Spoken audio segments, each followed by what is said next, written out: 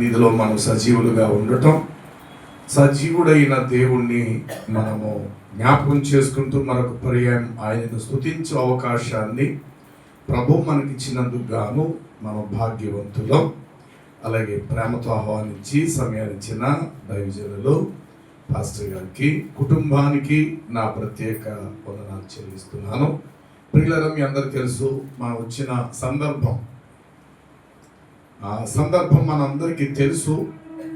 ప్రభునందు నిద్రించిన మరి కుమారుని జ్ఞాపకం చేసుకుంటూ దేవుని యొద్దకు వారు చేర్చబడ్డారు అనే ఒక విలువైనటువంటి ధన్యతను బట్టి ఆ విధముగా మనము జ్ఞాపకం చేసుకుంటూ మనము కూడా వెళ్ళవలసిన వారమే అనేది మరొక్కసారి మనలో మనము పురుగొల్పుకొనుటకు ఈ అవకాశము ప్రభు మనకు ఇవ్వటం జరిగినది. ఇక్కడ నిలిచిన మనలో ఎవరం కూడా యుగాయుగాలు ఇక్కడే మనము శాశ్వతంగా ఉండిపోయే వారము కాము. ఇది వాస్తవం. యుగయుగాలు ఇక్కడే మనం ఉండిపోవటానికి మనకు అర్హత లేదు. ఈరోజు నిలబడిన మనము ఈ భూమి ఒకరోజు అంటది, నాలో వచ్చి నువ్వు పండుకో అంటది. నిలబడి ప్రయాణం చేసిన మన ప్రయాణానికి కాలం అంటది, ఇక ఆగిపో అంటది. ఇంతవరకు మనకు తోడున్న కాలము సమయం అంటది, ఇక ఆగిపో అంటది. భూమి అంటది, ఇప్పటి వరకు నా మీద నిలవబడ్డావు, ఇక నువ్వు నిలబడవద్దు, నాలో వచ్చి నువ్వు పండుకో. తర్వాత భూమి అంటది, నా పైన నడిచావు, నా లోపలికి వచ్చి నువ్వు నిద్రపోవాలి అన్నట్టుగా మనందరి పరిస్థితి కూడా అంతే. అతడు ఎంతటి మహారాజైనా, ఎంతటి బలాఢ్యుడైనా, సమాజంలో ఎంత గొప్ప పేరు, ధనము, ఆస్తిపాస్తులు కలిగిన వ్యక్తి అయినా అందరూ కూడా అదే స్థితికి మనందరం కూడా చేరవలసినటువంటి వారమై ఉన్నాం. బ్రతుకున్నాం కాబట్టి మనం చాలా గొప్పలకు చెప్పుకుంటూ వెళ్తాం. నేనంతా, నేను ఇంత, నాకు ఇంతమంది ఉన్నారు, నా వెనకాల ఇంత పలుకుబడి అని మనం చాలా మనం డంబముగా మనం గొప్పగా ప్రదర్శించుకోవడానికి మనం ఇష్టపడతాము. కానీ దేవుని కలిగిన తర్వాత మనలోకి ఎలాంటి మృతత్వం వస్తుంది అని అంటే, ఎలాంటి సాత్వికం వస్తుంది అంటే, ఈ దినమే నా దినము, రేపటి దినము నాది కాదు. కాబట్టి కాలములు, సమయములు తండ్రి తన స్వాధీనమందు ఉంచుకున్నారు. కాబట్టి ఎంతవరకు నాకు సమయం ఇస్తారో అంతవరకు ఆయన నాకు సమయం ఇస్తారు. అలాగే ఎప్పటికీ నేను ఈ లోకాన్ని దాటి వెళ్ళి రావాలని ప్రభు నిర్ణయించారు. ఆ సమయాన్ని నేను వెళ్ళిపోవాలి అని ఆ శుభ నిరీక్షణ ప్రభు బిడ్డలమైన మనకు కలుగుద్ది. ఇతరుల వలె మనము కూడా మరణిస్తాం, కానీ ఇతరులకు లేని నిరీక్షణ క్రీస్తునందు మనము కలిగి ఉన్నాం. ఎందుకంటే మనం కలిగిన క్రీస్తు మరణించి సమాధి చేయబడి తిరిగి లేచాడు. అందరకు వలె కాలి బూడిదైపోలేదు ఆయన. అందరికి వలె మట్టిలో పురుగు పట్టి దేహము కుళ్ళిపోయి కనపడిన స్థితికి వెళ్ళిపోలేదు ఆయన. అందరి స్థితి ఒకటైతే ఆయన స్థాయి, ఆయన స్థితి వేరు. మరణం ఆయనను బంధించి ఉండుట అసాధ్యం. ఈ కారణం చేత ఆయన సమాధిని గెలిచి సజీవుడిగా తిరిగి లేచి ఉన్నారు. కనుక అట్టి క్రీస్తుని మన అంతరంగములో కలిగి ఉన్నాం. అట్టి జీవాన్ని మన హృదయాల్లో కలిగి ఉన్నాం. కాబట్టి మన నిర్జీవ స్థితిలోకి ఆ జీవం వచ్చి కూర్చున్నప్పుడు నిర్జీవులు అనబడిన మనము ఆయన బట్టి జీవముగా వారుగా ఏర్పరచబడ్డాం. జీవముకు ఎప్పుడు కూడా చావు లేదు. జీవమునకు ఎప్పుడు కూడా చావు లేదు. జీవం ఎప్పుడు కూడా జీవిస్తూనే ఉంటుంది. కాలాలు, యుగాలు మారినా జీవం ఎప్పటికీ నిర్జీవము కాదు. అమృతం అనేది ఎప్పటికీ కూడా మృతము కాదు. మృతము ఎప్పుడు కూడా అమృతము కాదు. మృతం అనే దానికి చావు ఉంది అని అర్థం. అమృతం అనే దానికి చావే లేదు అని అర్థం. దేవుడు అమృతంగమయుడు. దేవుడు అమృతము వంటి వాడు. అమృతం కలిగిన దేవుణ్ణి మనము ఎప్పుడైతే మన హృదయాల్లో ఆస్వాదించి సేవించామో, ఆయన అమృతం, ఆయన జీవం మనలోని జీవింపచేసినప్పుడు ఆయనకు వలె మనము కూడా ఆయనతో సదా యుగయుగాలు జీవించగలుగుతాం. శరీరముగా మనం ఈ లోకములో నిద్రించి ఈ లోకాన్ని దాటి పెడతాం. మహిమా శరీరాలతో పరలోకమందు ప్రభువుతో సదాకాలం మనము జీవిస్తాం. కాబట్టి ఇట్టి భాగ్యము కలిగిన మనందరం కూడా ప్రభువుని బట్టి మనము చాలా ధన్యులమై ఉన్నాం. అయితే లోకంలో ఒక వ్యక్తి మనలను ఎడబాసినప్పుడు, మన నుండి దూరమైనప్పుడు ఆ జ్ఞాపకాలు మన హృదయాన్ని కలిచివేస్తాయి.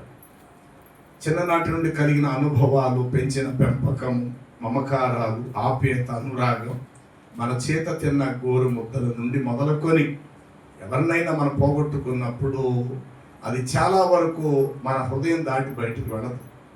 అది మనలోని అట్లా గూడు కట్టుకొని ఆ జ్ఞాపకాలు చేసుకున్నప్పుడల్లా చాలా నిరాశకు మనము గురవుతుంటాం. అయితే క్రీస్తును కలిగి ఉండటం వలన ఏం కలుగుద్దంటే ఆ నిరాశ కలిగిన ఆ చోటులోకి క్రీస్తు యొక్క నిరీక్షణ వచ్చి కూర్చుంటుంది అనమాట. ఎస్, ఎక్కడికో వెళ్ళిపోలేదు నా బిడ్డ, నా ప్రభు యొక్క ఒడిలోకే వెళ్ళారు కదా. ఎక్కడికో వెళ్ళలేదు నా భర్త, ప్రభు యొక్క ఒడిలోకి వెళ్ళారు. ఎక్కడికో వెళ్ళలేదు నా తండ్రి, అదిగో నా ప్రభు యొక్క చేతుల్లోకే కదా వెళ్ళాను. ఎక్కడికో వెళ్ళలేదు మా యజమానుడు, ఇదిగో నా ప్రభు యొక్క సామీప్యానికే చేరుకున్నాను. ఈ విధముగా క్రీస్తును కలిగినటువంటి వారికి కలిగే శుభప్రదమైన నిరీక్షణ. రెండవది, మనకు ముందుగా మరణించిన వారికి మాత్రమే చావు అనేది ఉంది. ఆ తర్వాత ఉన్న మనకు చావు లేదు అని అనడానికి కూడా వీలు లేదు. ఎందుకని అని అంటే, వారు ఎట్లా ఈ లోకం దాటి వెళ్ళారో ఒకరోజు మనం కూడా వెళతాం. అందుకు దేవుడు పక్షపాతి కాడు. వారికి ఇచ్చిన మరణమే మనకి ఇస్తున్నాడు. వారికి ఇచ్చిన పుట్టుక మనకిచ్చాడు, మనకిచ్చిన పుట్టుక వారికి కూడా ఇచ్చాడు. కాబట్టి మనందరం పుట్టాడు. అది స్త్రీ అయినా పురుషుడైనా, చిన్న వయసు అయినా పెద్ద వయసు అయినా పుట్టాడు. మరి పుట్టిన తర్వాత ఎలాగైతే అందరికి పుట్టుక ఎట్లా ఉందో అందరికీ మరణం కూడా అట్లాగే ఉంది. అందరూ ఒకేసారి మనం పుట్టలేదు కదా, అందరూ ఒకేసారి మరణించడానికి. కాబట్టి పుట్టినటువంటి మనకు కూడా దేవుడు మరణము అనే ఒక వరమును దేవుడు ప్రసాదించాడు. క్రీస్తులో లేని వారికి మరణము విషాదకరము, క్రీస్తును కలిగిన వారికి మరణము ఒక విలువైన వరము. చెప్పండి, క్రీస్తును కలిగిన వారికి మరణం ఒక విలువైన వరం. వరం, ఆహా, నా బిడ్డకు దేవుడు ఒక వరం ప్రసాదించాడు. ఈ లోకంలో ఉండకుండా దేవుని యొద్దకు చేర్చబడ్డారు. చూడండి, యెషయా గ్రంథము 57వ అధ్యాయము తొలి వచనము నుండి ఈ మాటలు ఇట్లా వ్రాయబడి ఉంటాయి. నీతిమంతులు నశించిపోవటము చూచి ఎవరు కనీసం దానిని ఎందుకు అలాగ నశించారు, ఎందుకు అలా మరణించారు, ఎందుకు అలాగయ్యారు అని ఎవరి మనసున పెట్టరు. అయ్యో చచ్చిపోయాడా, ఆహా ఓహో అని అంటారు తప్ప నీతిమంతులు నశించుట చూచి ఎవ్వరు కనీసం దానిని మనస్సున పెట్టరు. భక్తులైనటువంటి వారు తీసుకొని పోబడుచున్నారు.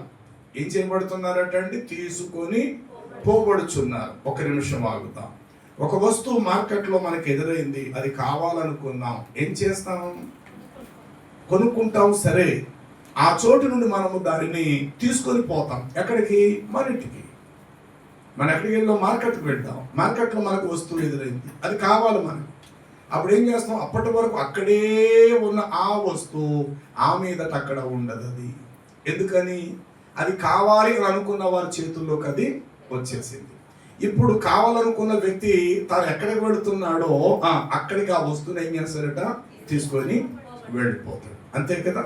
కాబట్టి భక్తులనబడిన వారు తీసుకొని పోబడుచున్నారు. ఎందుకు తీసుకెళ్ళిపోబడుతున్నారో తెలుసా? ఇంకా ముందు భవిష్యత్తులో, ఇంకేమైనా ముందు భవిష్యత్తులో ఏ పెద్ద కీడైనా వారి ఆత్మకు కలగకుండగా. ఏమంటే ఇప్పటి వరకు నేను మంచోడిని అనుకోండి, ఉదాహరణ, నాకు ఎల్లుండి మరణం వస్తుంది, రేపటి దినాన్ని నేను చేయరాని ఘోరమైన ఒక పొరపాటు చేశాను, ఎల్లుండి నాకు మరణం వస్తుందని సంగతి నాకు తెలియదు. ఈ 25-30 ఏళ్ళు యథార్థంగా పరిశుద్ధంగా బ్రతికిన నేను ఎందుకో రేపటి దినాన్ని నేను తప్పు చేశాను అంటే క్షమించరానంత ఘోరమైన పాపమో తప్పో ఎల్లుండి ఉదయానికి నాకు మరణం వచ్చేసింది. కానీ ఎల్లుండే దేవుడు ఆల్రెడీ నిర్ణయించాడు. కానీ ఎల్లుండి నాకు మరణం వస్తుందని తెలియక రేపటి దినాన్న ఇంతకాలం బాగున్నా నేను హఠాత్తుగా చేయరాని దాంట్లో నేను తలదూర్చాను. ఎల్లుండు న్యాయబద్ధంగా దేవుడు నిర్ణయించిన సమయానికి మరణం వచ్చింది. ఇప్పుడు నాకు కీడు ఎదురైంది. ఏమెదిరైంది? నాకు కీడు ఎదురైంది. దేవుడు అంటాడు, బిడ్డ 30 ఏళ్ళు బాగా బ్రతికేవరా నువ్వు, కాకపోతే నేను నిర్ణయించి ఆ చివరి గడియ వరకు బాగానే బ్రతికావు, చివరి గడిలో మాత్రం నమ్మకత్వాన్ని కోల్పోయావు. అందుకని నీ 30 ఏళ్ళు సర్వీస్ నా దగ్గర పనికి రాదు. ఎందుకంటే ఆ చివరి గడియలోనే ఆ సమయాన్ని నేను చూస్తాను. అంతం వరకు నమ్మకంగా ఉండాలి. కానీ అలాంటి అంతం వరకు నమ్మకత్వాన్ని నువ్వు ఏం చేస్తావు? కోల్పోయావు. 30 ఏళ్ళు బాగున్నావు, తెల్లారితే చావు వస్తుంది అనగా ముందు రోజే నువ్వు నా కంటికి కనబడిపోయావు తప్పు చేస్తూ. కాబట్టి నా రాజ్యంలో ఉండే అర్హత నీకు లేదు అనంటే, అంతవరకు మందిరాలు కట్టించి పేదలకు దాన ధర్మాలు చేసి పరిశుద్ధంగా బ్రతికి ఆకలన్న వారికి అన్నం పెట్టి యథార్థంగా జీవిస్తూ సువార్త చేస్తూ పత్రికలు పంచిపెడుతూ దేవుని చిత్తం మీద అంతా చేసినటువంటి నేను ఒక్క అవిధేయత వలన ఇవన్నీ కొట్టిపోయాయి. అప్పుడు నాకు ఎదురైంది ఏంటో తెలుసా? వేతన స్థలంలో నాకు కీడే. చెప్పండి, ఏమి ఎదురైంది? నాకు కీడే. అంటే మేలు కలగవలసిన, పరలోకానికి వెళ్ళవలసిన నేను ఆ మేలుకు విరోధమైనటువంటి కీడును కొని తెచ్చుకొని కీడు అనే వేదన స్థలములోకి నేను వెళ్ళిపోయా. మరి 30 ఏళ్ళు నా సర్వీసు పరిశుద్ధత ఏమైంది? ప్రార్థనా జీవితం ఏమైంది? యథార్థత ఏమైపోయింది? ఇవేమి కూడా దేవుడు లెక్కల్లో తీసుకొని రాడు. కానీ ఆ చివరి గడియలో నేను ఎట్లా జీవించాను అనే దానిని బట్టి నాకు జీవమా మరణమా, పరలోకమా పాతాళం అనేది ఏర్పడుతుంది. కాబట్టి ఇక్కడ భక్తులైన వారు భవిష్యత్తులో నిత్య వేదన కీడు చూడకుండునట్లు వారు ముందుగానే అలాంటి స్థితికి రాకకు ముందే వారు తీసుకొని పోబడుచున్నారు. కీడు చూడకుండా నీతిమంతులు కొనిపోబడుచున్నారని. ఎందుకు ఇలా జరిగిందో బయట సమాజానికి అది అర్థం కాదు. బయట ప్రపంచం కూడా ఏంటంటే చిన్న వయసు కదండి, ఏంటంటే దేవుడు నమ్ముకున్నారు, పైగా ఉంచచ్చు కదా కొంతకాలం దేవుడు, ఏదో దేవుడు నమ్మారు కానీ దేవుడు వాళ్ళకి అన్యాయం చేసాడండి బాబు, చాలా డబ్బులు కూడా ఖర్చు పెట్టారు అనంటూ ఈ భక్తులైన అనబడిన వారు కొనిపోబడుట చూచి ఎవ్వరు కూడా దానిని ఏం చేయరటండి? చెప్పండి, ఎవరికి తోచదు. ఎందుకు ఇలా జరిగింది అనేది ఆలోచన కూడా వారికి తోచదు. అందరితో కలిసి నిందించే ప్రయత్నమే చేస్తారు. కానీ దాని మూలాలు ఏంటో దేవుడికి మాత్రమే తెలుసు. ఇంకా చదువుదా. వారు విశ్రాంతిలోనికి ప్రవేశించుచున్నారు. ఏ విశ్రాంతి? పనిలో నుండి ఇంటికి వచ్చి వేసేసుకుని అమ్మయ్యా అన్న ఆ విశ్రాంతి. ఇంటికి రావడంతో భార్య చక్కని మజ్జిగ గ్లాసు నీళ్ళు ఇచ్చి కాళ్ళు కడుక్కొని వేడివేడి నీళ్ళు పెట్టిన స్నానం చేసాను, వేడివేడిగా భోజనం తినేది హాయిగా పడుకుంది. అమ్మయ్యా పిల్లలంతా ఒళ్ళు అలసిపోయిందే బాబా, ఇంటికి రావడంతో అమ్మయ్యా అదే విశ్రాంతి దొరికిందే అని. ఆ విశ్రాంతి కాదు ఈ విశ్రాంతి. ఇది ప్రతిరోజు మనం చూస్తున్న విశ్రాంతే. నువ్వు ఆఫీసులో పగలంతా కష్టపడాలా, మాటలు పడాలా, పైకి కిందకి దిగాల, బరువులు మోయాలి, ఎన్నో పనులు చేయాల. ఇంటికి వచ్చేసరికి కొంత మనకు అలసట తీరుతారు. వేడి వేడి నీళ్ళు స్నానం చేయటం, కడుపు నిండా భోజనం తినటం, ఇంకా ఏ విధమైన పనులు లేవు, ఇంకా అక్కడ ప్రశాంతంగా నిద్రపోతాం. అది మన శరీరానికి ఏం కలిగింది? కాస్త విశ్రాంతి. అయితే ఇక్కడ ప్రభు చెప్పే ఈ విశ్రాంతి ప్రతిరోజు మన పొందింటికి వచ్చే ఈ విశ్రాంతి వంటి విశ్రాంతి కాదు. ప్రభు అంటాడు, నా యొద్దకు రండి, నేను మీకు విశ్రాంతిని ఇస్తానంటే ఏదో లోక సంబంధమైన విశ్రాంతి కాదు. ఈ లోక సంబంధమైన విశ్రాంతి కావాలంటే యేసు ప్రభు నమ్మాలా ఏంటి? అక్కర్లేదు. జల్సాగా ఉంటూ, ఎంజాయ్ చేస్తూ, అక్రమంగా బ్రతికేస్తూ, చక్కగా ఉంటే కొంతకాలం హాయిగానే మన ప్రయాణం సాగిపోతుంది. ఈ మాత్రం దానికి యేసు ప్రభువుని నమ్మవలసిన అవసరత లేదు. మరి నా యొద్దకు రండి, నేను మీకు విశ్రాంతిని ఇస్తానంటే ఆ విశ్రాంతి భూ సంబంధమైన విశ్రాంతి కాదు. అది ఏ విశ్రాంతి అంటే శాశ్వతమైన నిత్య విశ్రాంతి. కాబట్టి ఇక్కడ యెషయాలో చెప్పబడిన మాట ఏమిటి? పడిన వారు కొనిపోబడుతున్నారు, కీడు చూడకుండా నీతిమంతులు కొనిపోబడుచున్నారని ఎవరికి తోచదు. వారు ఆ విశ్రాంతిలో ప్రవేశించుచున్నారు. తమకు ఎదురుగా ఉన్న సూటిగా అంటే ఎదురుగా ఉన్న మార్గములో వారు నడుచుచుండేటువంటి వారు తమ పడకల మీద పరుండి విశ్రమించుచున్నారు. ఎక్కడి నుండి? చివరి గడియ మరణ పడక మీద. మనం అలాగే చూస్తుంటాం, కళ్ళు తేలేస్తారు, పాలు పట్టిస్తే పాలు పక్కనికి వచ్చేస్తుంటాయి, ఇడ్లీ ముక్క పెడదామంటే తినలేరు, ఏ చిన్న శబ్దం వచ్చిన అంత గబుక్కుమని లేచిపోయి చూస్తాం, వ్యక్తం ఇంకా ప్రాణం ఎలా ఉన్నదని చెప్పి ఏమీ మాట్లాడలేని పరిస్థితి. అలాగే ఉంటారు. రాత్రి 1 గంట అవుద్ది, 2 అవుతుంది, 3 అవుతుంది, 4 అవుతుంది. ఈలోగా ఏదో కాస్త ఆ కొనుక్కు మనకి ఇలా పడుతుంది. ఒక అరగంట పోయిన తర్వాత మళ్ళా చూసేసరికి అతని ప్రాణవాతంలో ఉంటారు. ఇక బోరున 3:30-4 గంటలకు ఏడుపులు ప్రారంభమవుతాయి. వచ్చిన వారందరితో చెప్తామా, 2:30-3 వరకు నేను మెలుగుగా ఉన్నానమ్మా, నా వంకెలా చూసి సైకి చేసి ఇలాగ అన్నాడమ్మా, అప్పటి వరకు మెలుగుగా ఉంది, గబగబా వంటగదిలోకి వెళ్ళి పాలు తాగుతాడేమో పాలేసానమ్మా, నీళ్ళు వేసాను, అయినా సరే అలా చేస్తా అలా కొనుగు పడిందమ్మా, ఈలోగా లేచి చూసేసరికి ప్రాణం అవుతుంది లేదమ్మా. ఎస్, ఇలాగ అనేక చోట్ల ఇలాగే జరుగుతాయి. భక్తులు అనబడిన వారు తీసుకొని పోబడుచున్నారు. వారు పరుండిన పడకల మీద నుండి వారు శాశ్వతమైన విశ్రాంతి స్థలములోకి వారు విశ్రమించుచున్నారు. చెప్పండి, వారి యొక్క విశ్రాంతి స్థలములో నుండి ఎక్కడ విస్తున్నారు? విశ్రమించుచున్నారు. అంటే ఈ లోకం యొక్క హద్దులు దాటుకొని శాశ్వతమైన నిత్య విశ్రాంతిలోకి ఎక్కడి నుంచి ప్రయాణం? పడకల మీద నుండే. పడకంటే ఏంటి? మనం పండుకొని మంచమే కదా, అది చాపే కావచ్చు, మరొకటి మంచమే కావచ్చు గాక. వారు పరుండిన ఆ పడకల మీద నుండి శాశ్వతమైన విశ్రాంతి స్థలములోకి వారు విశ్రమించుచున్నారు. ఇది ఒకరికేనంటే అందరికీ జరుగుతుంది. కానీ ఇందులో మనకు కావలసిన మరణం ఏంటో తెలుసా ప్రియులారా? మనం కూడా మరణించే సమయానికి కొంత మనకు దేవుడు అవకాశం ఇచ్చి కొంత సమయమైనా కొన్ని దినములైనా పడక మీద మనం ఆత్మను సరి చేసుకునే సమయము అవకాశం దేవుడు మనకి ఇవ్వాలి.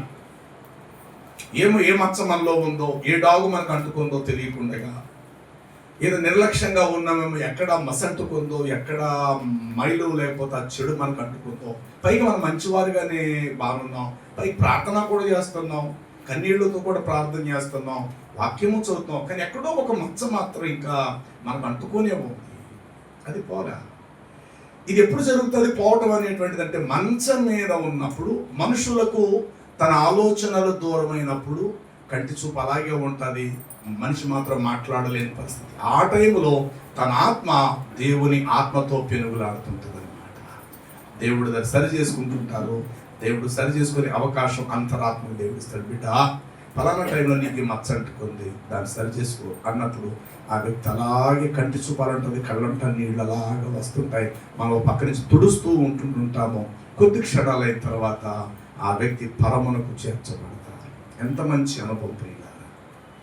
కాబట్టి ఎవరికి మరణం లేదు చెప్పండి? రాజులకు లేదా, మహాచక్రవర్తులకు లేదా, న్యాయాధిపతులకు లేదా, బలవంతులకు లేదా, ధనవంతులకు లేదంటే వాక్యం రాయబడింది, మరణము చూడక బ్రతుకు నరుడు ఎవరు?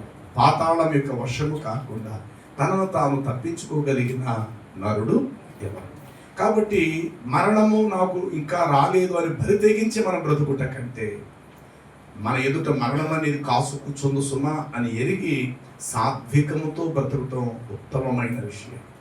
చెప్పండి, మరణం ఇంకా నాకు రాదులే, నాకు లేదులే, వచ్చినప్పుడు చూద్దాంలే అని అనుకుంటూ చేయరాని కార్యాలు చేస్తూ, అన్నిట్లో తలదూరుస్తూ, భ్రష్టత్వం కలిగి ఉండి ఆ తర్వాత బరి తెగించి మనము బ్రతుకుట కంటే, తెల్లారితే నా ఎదుట మరణం అనేది ఉంది సుమా అని జాగ్రత్తగా గుర్తించి సాత్వికముతో బ్రతకటమే మనకు ఉత్తమమైన విషయం. రండి, యోబు గ్రంథం 14వ అధ్యాయము 5వ వచనాన్ని జ్ఞాపం చేసుకుందాలి. నరుల యొక్క ఆయుష్కాలమునకు ఒక పరిమితి కలదు, లేక పరిమితి గలది. చాలు చాలు చాలు, నా వైపు చూడండి. నరుల ఆయుష్ కాలానికి, నరుల ఆయుష్నకు ఏమి కలదు? చెప్పండి. పరిమితి అంటే ఏమిటి? Yes, limit. ఇంగ్లీష్ లో దాన్ని లిమిటెడ్, లిమిట్ ఇంత ఇంత ఇంత ఇంత, లేక ఒక హద్దు.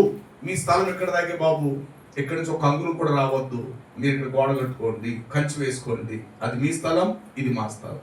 ఒక కంగులు మీరు ముందుకు వచ్చినా మేము కోర్టుకు వెళ్తాం, మేము ఒప్పుకోం. అన్నదమ్ముల మధ్యలో కూడా గొడవలు వస్తుంటారు. తన తండ్రి ఎంతవరకు ఇచ్చాడు ఆస్తి కొలతల ప్రకారం అంతవరకు కట్టుకోలేదు. దాన్ని ఏమంటామంటే హద్దు. చెప్పండి, ఏమంట? హద్దు. అలాగే ఇక్కడ నరుని యొక్క ఆయుష్నకు ఒక హద్దు ఉంది.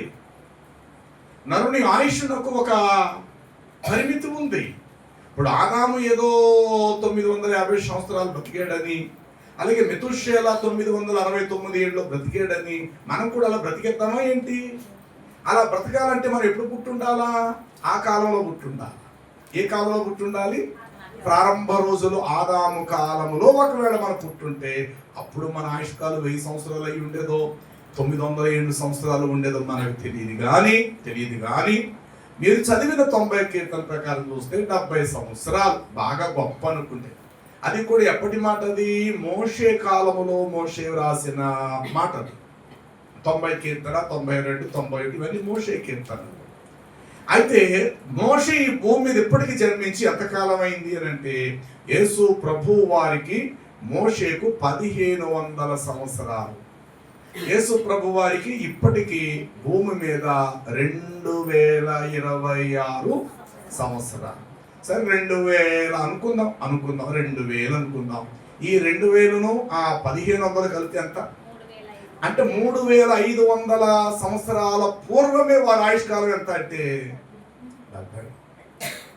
The grace period అంటారన్నమాట. అధిక బలము ఉన్న ఎడలా. ఎస్, అంతే అంతే అంతే. అలా అని చెప్పి ఈ రోజుల్లో 90 ఏళ్ళు బ్రతకట్లేదని చెప్పడానికి వీళ్ళు.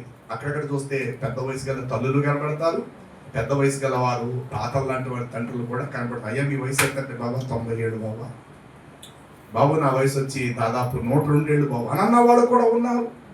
అలాగని చెప్పి అందరు ఆ వయసులోనే జీవించి అక్కడ దాకా వచ్చి మరణిస్తున్నారంటే కాదు సుమా. మా బాబుకి 5 ఏళ్ల వయసులోనే చనిపోయాడు. మా బాబు పాలు తాగుతున్న ప్రాయంలో మా పెద్ద బాబు 2 ఏళ్ల వయసులోనే వాడు చనిపోయాడండి. మా పాప ఖచ్చితంగా 9వ తరగతి చదువుతుంది, ఆటో యాక్సిడెంట్ అయ్యి చనిపోయింది. ఇలా చెప్పుకునే వాళ్ళు లేరా ఈ సమాజంలో? చెప్పాలి. అట్టి వారు కూడా ఈ భూమి మీద లేవున్నారు. ఇలా చెప్పుకుంటే ప్రతి ఒక్కరికి కూడా నరుని ఆయుష్ నాకు ఏం కలదు అని అంటే ఒక పరిమితి కలదు. ఆ పరిమితి ప్రకారంగా మనం ఉంటాము, పరిమితి దాటి మనం ప్రవర్తించాలి.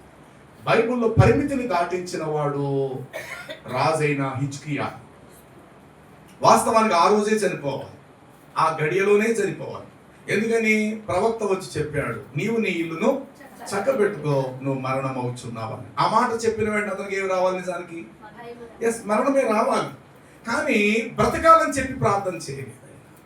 ఎలాగనే చచ్చిపోతాను కాబట్టి నా ఆత్మ పరమాత్మను చేత చేరాలి కాబట్టి ఫైనల్గా నేను ప్రార్థన చేసుకోవాలి. ఎందుకంటే ఇంకా తెల్లారితే ఇంకొక గాడితే ఒక గంట లేకపోతే కొద్ది నిమిషాలు అయితే చచ్చిపోతాడు. ఇది మంచి అవకాశము నా దేవుని దగ్గర నేను సరి చేసుకోవడం. అంటే మనకు కూడా అలా చెప్తే మనం ప్రార్థన చేస్తాం, చేయమని. కానీ అలా చెప్పేవారు ఎవరున్నారు ఈరోజు? బాబు కరెక్ట్గా నీకు ఇంకొక 14 రోజులు మాత్రమే అవకాశం ఉంది. 14 రోజు ఉదయం 8-5 నిమిషాలకి 2 ఇడ్లీ తింటుండగా నువ్వు చచ్చిపోతాం అని అన్నాడు అనుకోండి, మనం ఏం చేస్తాం?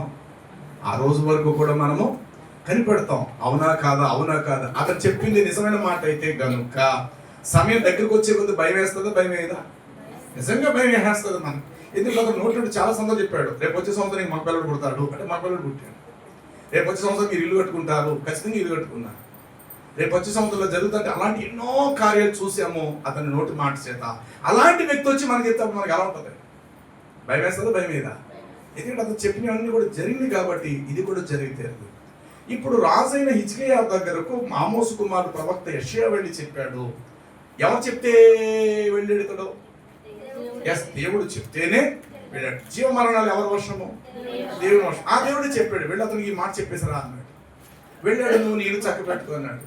కానీ బ్రతకాలని ప్రార్థన చేయలేదు. కానీ దేవుని యొద్దకు వెళ్ళబోతున్నాను కాబట్టి అని చెప్పి తన పడక మీద నుండి సరి చేసుకున్నాడు. ఏమని ప్రార్థన చేసి ఉంటాడు?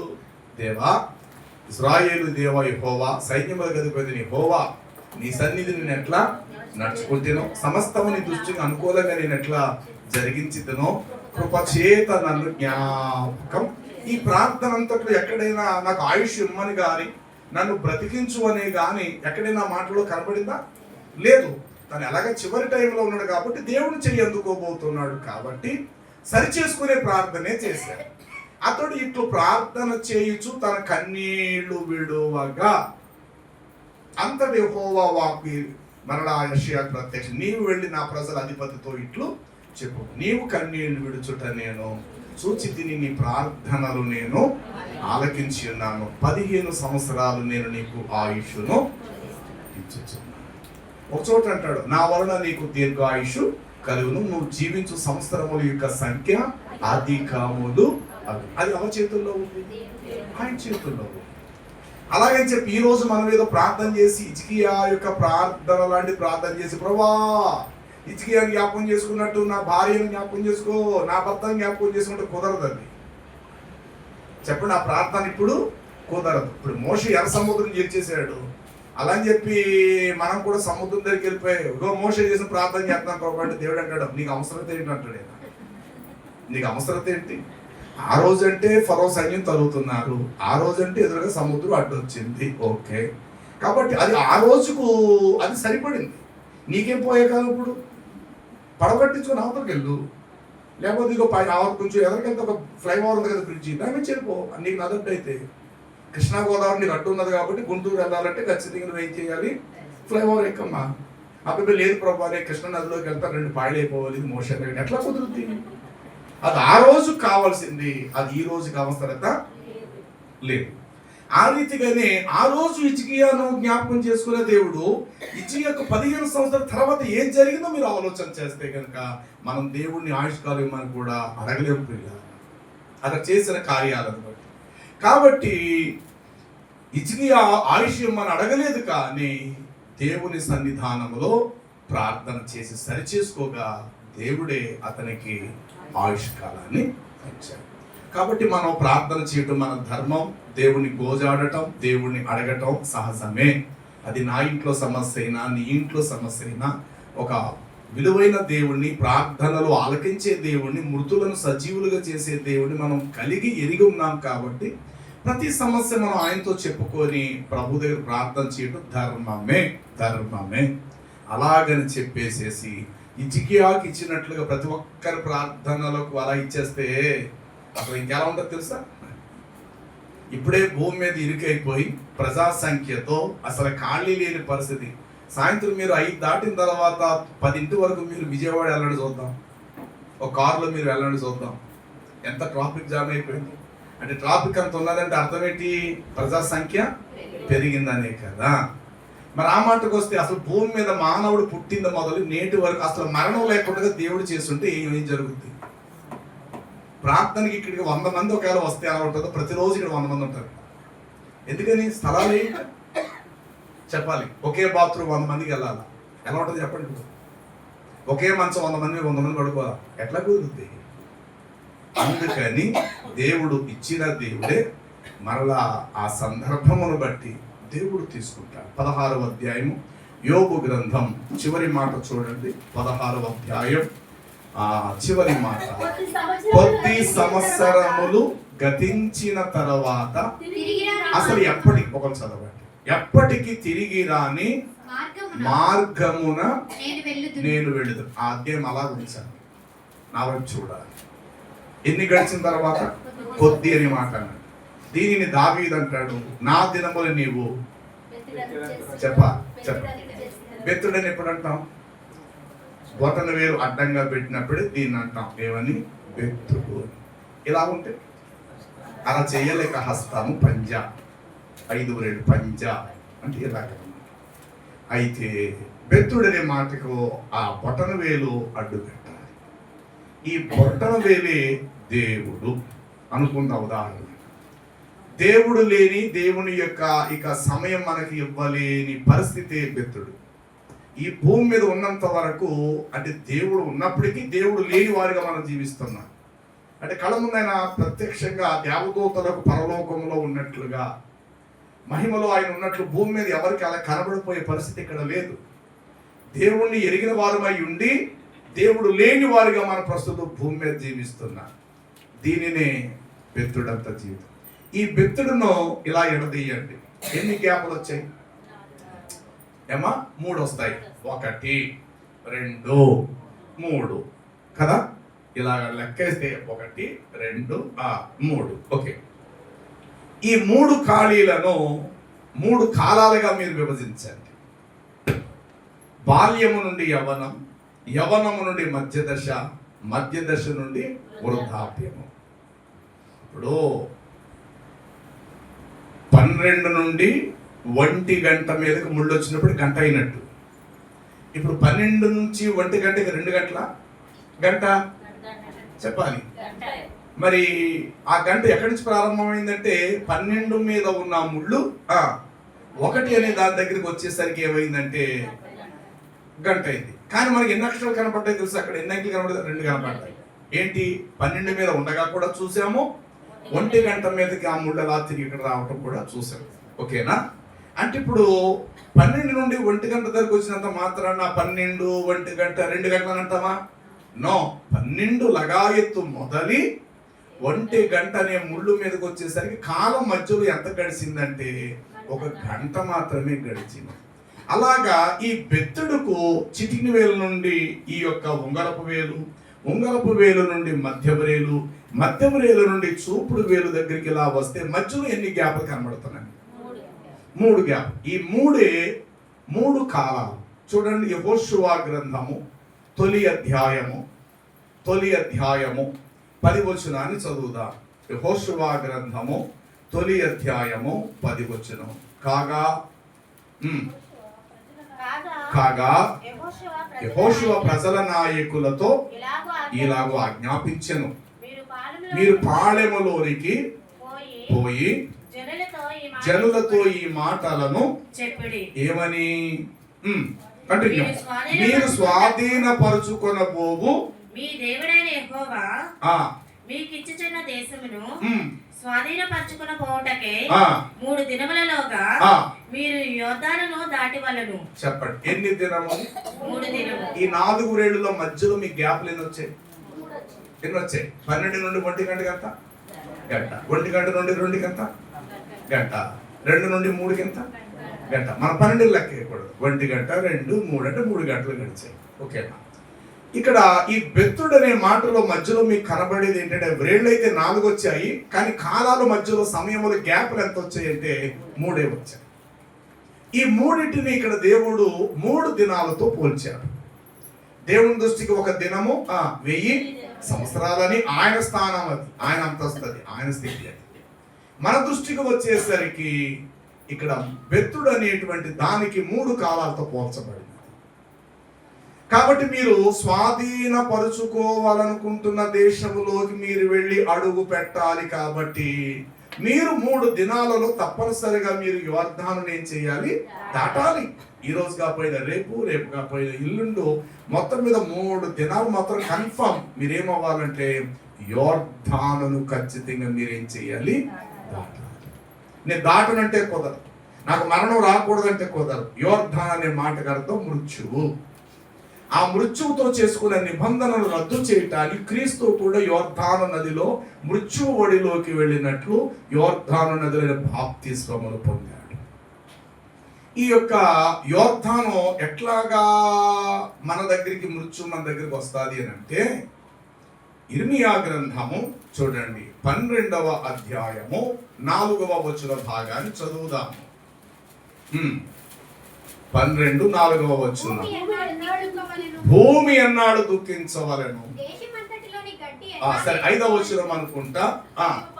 నీవు నీ పాదచరులతో బహు వేగముగా పరిగెత్తగా వారు నిన్ను అలయ కొట్టునట్లు కదా. నీవు రౌతులతో ఎలాగూ పోరాడుదువు. నెమ్మది గల స్థలమున నీవు క్షేమముగా ఉన్నావు కదా. యోర్దాను మెల్లిగి చదవండి ఆ మాట. యోర్దాను ప్రవాహముగా నీ మీదకు వచ్చినప్పుడు నీవేమి చేయదువు. అంటే యోర్దాను నీ మీదకు రాక ముందే నువ్వేం చేయాలి? యోర్దాను 3 దినాల్లో దాటాలి. నువ్వు దాటకపోయినా యోర్దాన్ నీ మీదకి వచ్చేస్తుంది అంతే. నువ్వు దాటకపోయినా చెప్పాలి. ఎలా వస్తుంది మరలా యోర్దాను? ప్రవాహముగా. అది రానంత వరకు నువ్వు ఎలా పరిగెడుతున్నావు? నీ పాదచరులతో బహువేగంగా పరిగెడుతున్నావు. అంటే నాకు యోర్దాన్ నా మీదకి రాదుగాక, నా మీద పడదుగాక అన్నట్టు రౌతులతో పోరాడినట్లు పరిగెడుతున్నావు. కానీ ఎంత దూరం పరిగెత్తినా యోర్దాను నీ మీదకు వచ్చుద్ది. ఎలా వస్తుంది మళ్ళా? ఏదో నడుచుకుంటూ సామాన్యంగా ప్రవాహముగా వచ్చును. ఆ మాట అంటే కింద ప్రశ్న ఉంది, ఏంటో తెలుసా? అది నువ్వేమి చేస్తావు? ఇదే మాట మనం అడుగుదాం. మరణం నీ దగ్గర వస్తే నువ్వేం చేస్తావు? తప్పించుకుంటావా? పోరాడతావా? జయిస్తావా? దాన్ని లొంగదీస్తావా? దాన్ని ఒక పెట్టెలో పెట్టి తాళం వేసి బంధించేసి నువ్వు బయటకు వస్తావా? అంటే ఇది ఎవ్వరి వల్ల సాధ్యమయ్యేది కాదు. 100 మంది గుండె ఆపరేషన్ చేసి బ్రతికించిన డాక్టర్ కూడా గుండెపోటు రావచ్చు. అబ్బాయి లేదండి, ఇతను చాలా మందికి మంచి ఈయన వైద్యుడు, చాలా ప్రాక్టికల్ గా, చాలా ప్రాక్టీస్, హార్ట్ పేషెంట్లకు గుండె ఆపరేషన్ సర్జరీ చాలా సూపర్ చేస్తాడు. ఎక్కడో చోట ఆపరేషన్ చేసుకుంటాడు, ఆయన గుండె పోయి చచ్చిపోయాడు. అంటే యోర్దాను ఎప్పుడైనా రావచ్చు, ఎంత దూరమైనా రావచ్చు. విజయవాడలో ఉన్నాను కాబట్టి నేను చావును తప్పించుకొని బాంబే వెళ్ళిపోతే బాంబేలో మరణం రాదా ఏంటి? అబ్బాయి లేదు, ఇండియాలో నేను ఉండకూడదు బాబా, ఇండియాలో మరణం ఉంది అని చెప్పేసి ఫ్లైట్ టికెట్ తీసుకొని అమెరికా వెళ్ళిపోతే అక్కడ రాదా ఏంటి? చెప్పాలి. ఇప్పుడు అమెరికా కాదు, ఇంకో చోటుకి వెళ్ళిపోదాం. ఎక్కడ మనుషులు ఎవ్వరు కనబడిపోయిన అరణ్యంలోకి వెళ్ళిపోదాం, మృగాల మధ్యలోకి వెళ్ళిపోదాం, కారు అడుగులోకి వెళ్ళిపోదాం. అయిపో మనుషుల మధ్య ఉంటే మరణం అవుతుందరా బాబోయ్. కాబట్టి మనుషులకి చాలా దూరంగా ఉండాలని చెప్పి అడవిలోకి వెళ్ళిపోయి మృగాల మధ్య లేకపోతే ఆకులు తింటూ, ఆ ప్రవహించే నీళ్లు తాగుతూ, ఆకులు మొలక చుట్టూ అక్కడే బతికేద్దాం. అక్కడ కూడా ఏమవుతుంది చెప్పరే? మరి ప్రారంభంలో లోకం అంతా అడవి కదా. ఆదాము అవ్వ ఉన్నప్పుడు ప్రపంచం ఏంటి చెప్పాలి? అప్పుడు బిల్డింగ్లు ఉన్నాయా? రోడ్లు ఉన్నాయా? వాహనాలు ఉన్నాయా? మరి ఏమీ లేనప్పుడు ఏముంటది అంటారు? లోకమే అడవి. చెప్పాలి, లోకమే ఒక అడవి. మానవులు పెరిగే కొద్ది చెట్లు నరుక్కుంటాం, పొయ్యి కాల్చుకోవటం, పదార్థాలు తింటాం, ఆ ఖాళీ స్థలంలో చిన్న గుడారాలు వేసుకుంటాం. అలాగే ఈ రోజు పెద్ద పెద్ద కన్స్ట్రక్షన్లు, బిల్డింగ్లు అయిపోయినాయి. రాబోయే రోజుల్లో అడవులు నరికేస్తున్నారు ఇప్పటికే కదా నివాసం చేయటానికి. మరి ఆదాము కాలంలో ప్రపంచం ఏమై ఉండొచ్చు? పూర్తిగా అడవి. మరి అలాంటి అడవిలో ఉన్న ఆదాము కూడా ఏమొచ్చింది? ఎస్, అవ్వ కూడా ఏమొచ్చింది? హేబెల్కి ఏమొచ్చింది? ఇలా చెప్పుకుంటే ఒకవేళ మనుషులకు దూరంగా బ్రతుకుదామని చెప్పేసి అడవిలోకి వెళ్ళి బ్రతికితే మాత్రం అక్కడికి రాదా మనకు మరణం? కాబట్టి యోర్దాను నీ యొద్దకు వచ్చేదానికంటే ముందు నువ్వే యోర్దాను ఏం చేయాలి? దాటాలి. నీవే యోర్దానును దాటాలి. కాబట్టి అక్కడ అన్నాడు ఆ ఇర్మియా గ్రంథంలో, యోర్దాను ప్రవాహముగా నీ మీదకు వచ్చినప్పుడు నీవేమి చెయ్యగలుగుతావు? కాబట్టి అక్కడ ఏం చెప్పాడు యెహోషువలో? 3 దినములలో ఖచ్చితంగా మీరు ఏం చెయ్యాలంటే యోర్దానును దాటవలసిన వారై ఉన్నారు. ఈ 3 దినాలే ఈ గ్యాప్ కనబడిన 3 కాలాలు. బాల్యము నుండి మధ్యప్రాయం, యవ్వనము నుండి మధ్యప్రాయం, మధ్య దశ నుండి వృద్ధాప్యం. ఈ 3 కాలాల్లో ఏదో కాలంలో యోర్దాను ఎవరి దగ్గరికి వస్తుంది? మన మీదకి వస్తుంది, మన మీదకి వస్తుంది. అయితే పూత నుండి పిండి టైంలోనే రాలిపోద్ది, పిండి టైంలో నుండి కాయ టైంలోనన్నా చెట్టు నుండి రాలిపోవచ్చు, లేదా కాయ నుండి పక్వం అయ్యే ఫల దశలోనైనా సరే చెట్టు నుండి అది రాలి. ఈరోజు ఆకు చెట్టుకుందని చెప్పి ఆకు ఏమైనా చెట్టుకు శాశ్వతమా? చెప్పాలి. మనం ఎంతగా అయితే చూసాం ఆ పచ్చని ఆకు 2 రోజులు పోతే కనపడదు, ఆ స్థానంలోకి మరొక చిన్న ఆకు మొలిచింత పెద్దదవుతుంది. కొద్ది రోజులు ఆకు ఉంటుంది, ఆ తర్వాత చూస్తే అది కూడా నేలను పడిపోతుంది, దాని చోట మరొక చిన్న ఆకు అలా పెరిగి పెద్దదవుతుంది. ఇలాగా ఒక చెట్టుకు ఆకులు పుడుతుంటాయి, రాలుతాయి, ఫలాలు వస్తుంటాయి, వాడిపోతుంటాయి, పువ్వులు పోస్తుంటాయి, పువ్వులు రాలిపోతుంటాయి. భూమి మీదకు వస్తున్నాం, భూమి మీద మన యాత్రను మనం ముగిస్తుంటున్నాం. కాబట్టి ఇక్కడ ఈ 3 నా దినములు నువ్వు బెత్తుడంతగా చేసేవనే మాటకు అర్థం బ్రొటన వేలు అడ్డు పెట్టినప్పుడే దీనిని మనం బెత్తుడు అంటాం. ఈ బెత్తుడును 4 వేళ్ళు విడదీస్తే కనుక మధ్యలో కలబడే కాలమానం ముందు చూశారు, గ్యాప్ 3 ఉందో చూసారా? ఈ 3 ఇక్కడ నుండి ఇక్కడ దాకా, ఇక్కడ నుండి ఇక్కడ దాకా, ఇక్కడ నుండి ఇక్కడ దాకా ముడుచుకుంటే ఏమీ లేదు, ఇలా విడదీస్తే గనుక కాల పరిమితిని మనం చూస్తాం. కాబట్టి బాల్యము నుండి మధ్యప్రాయంలో మరణం రావచ్చు, యవన ప్రాయంలో, పోనీ యవన ప్రాయం కూడా దాటిపోయిందరా నాయన అంటే యవన ప్రాయము నుండి మధ్యప్రాయంలో మరణం రావచ్చు. అమ్మయ్యా నాకు 60 ఏళ్ళు వచ్చిందండి బాబు, మధ్యప్రాయం దాటిపోయానండి, మనవాడు కూడా ఎత్తేసుకున్నానండి అని అనుకుంటాం. సరే, మధ్యప్రాయం దాటిన తర్వాత ఇంకా బ్రతుకుతే ఎంతవరకు బ్రతుకుతామో, వృద్ధాప్యము వరకు బ్రతుకుతాం. అప్పుడు మన శరీరం క్షీణించిపోతుంది, ఓపిక నశించిపోతుంది, పదార్థాలు ఏవి కడుపుకు వెళ్ళలేవు, మన బరువు మనం ఎత్తుకోలేము, మన అడుగులు మనం వేయలేము. ఆ క్షీణహీన దశలో అప్పుడైనా మన దగ్గరికి ఏం రాక తప్పదు, చాలా మంది యవ్వనంలో ఉన్నప్పుడు అనుకుంటారు కాలు ఎగరేసి నా అంత హీరో ఎవడో లేడు అనుకుంటారు, కానీ వాడు జీరోవే. ఎందుకంటే ఎవరి కాలాన్ని బట్టి వాడు చూస్తేనట్ట ఆ కాలాలు ఎగరేస్తారట. చూడండి, కొన్ని సందర్భాలు చాలా విచిత్రమైన సంఘటనలు. ఎప్పుడైనా మీ వీధిలో బండి మీద ఎవరు స్పీడ్గా వెళ్ళడం మీరు చూసారా? పోనీ మీరున్న చోట ఫ్రీ అని మా పక్కన చేరిపోతాడు, ఒక్కసారి ఇలా చూస్తాం, పోయి ఎవడాడు అని అనుకుంటే ఎవడెవడు చెట్టాడు, అడా సుబ్బారావు గారు మనవడాడు, ఏంటట సుబ్బారావు మనవడు, ఏంటి సుబ్బారావు మనవడా, ఇటు మొదదాకా ఇంత ఉండేవాడు, ఒరే మొదదాకా ఇంతే ఉండేవాడు పెద్దోడయ్యాడు. కాబట్టి వాడి ఫీలింగ్ అంత ప్రపంచంలో నాకు లేని బండి ఆవిడ కూడా నడపలేడు, నేనే పెద్ద మనగాడు అనుకుంటాడు ఆడు. ఆయన అలాగే బ్రతకనిద్దాం, ముసలి వయసు వచ్చేసరికి బండి ఎక్కించుకుందామని సరే ఎక్కడాడు, బాబా నన్ను ఆటోలో తీసుకెళ్ళాడు. మరి ఆ వీధుల్లో కాడలాగా ఎగరేసి చొక్కా మడత ఇక్కడ దాకా పెట్టి 4 గుండీలు ఇప్పేసి ఎంతలావు గొలుసేసేసుకొని జమ్ అని వెళ్ళిపోతే నేను చూసి అందరు భయపడిపోయారు ఆ రోజుల్లో. బాబు ఎవడరా బాబు ఇంత స్పీడ్గా తోలుతాడు, బాబోయ్ అడా సుబ్బారావు గారు మనవడరా, అయ్యో అంత పెద్దోడైపోయాడు అని అనుకున్నాం ఆ రోజు. అదే సుబ్బారావు యొక్క మనవడిని దేవుడు అలాగే ఉంచితే కనుక ఆడేం తీసుకొస్తాడు, వృద్ధాప్యం. ఇప్పుడు ఆయన దగ్గుతుందని చెప్పి హాస్పిటల్ తీసుకెళ్ళాలి, ఆడికి తాళం ఇచ్చేసి అవసరం పెట్టి తాళం ఇచ్చి నువ్వు వేసుకెళ్ళి హాస్పిటల్కి వెళ్ళిపో. అదేంట్రా నేను ఎట్లా వేసుకెళ్తాను, అప్పుడు వేసుకెళ్ళేదేంటి, నీ కాలంలో ఉన్న వాహనాన్ని వేగంగా అరే అది అప్పుడు మాట్రా, మరి తీసుకెళ్ళి కూర్చుంటా, బండి మీద కూడా కూర్చోదు, బాబా నీకు అన్నం పెడతారు, వీళ్ళతో డబ్బులు ఇస్తాను, ఆటో రిక్షా పిలవరా, అది కూడా ఇద్దరు మనుషుల సహాయంతో వాడిని ఎక్కించాలి. ఇది ఈనాటి దశ. మరి ప్రారంభంలో ఎలా ఉన్నాడు అంటే ఎవరి కాలాన్ని బట్టి వారిని చూస్తేనట్ట వాళ్ళే హీరోలు, వాళ్ళే హీరోయిన్లు. అంటే నా అంతటి ఎవరో లేరు, నా అంతటి గొప్పవాడు ఎవరో లేరు. దేవుడు అంటాడు అవునా సరే నేను అలాగే ఉంచుతాను, చివరిలో చెప్తుంది నా మాట అంటాడు దేవుడు. అలాగని చెప్పి దేవుడు ఒకవేళ మళ్ళీ అలాగే ఉంచితే 40, 50, 60, 70, 80, 90 పళ్ళు ఊడిపోతే తిందామని కోరుకుంటుంది, కానీ నా వాళ్ళే చెప్పరే, తిందామని కోరుకుంటుంది కానీ ఏం చేయలేం, నా వాళ్ళే.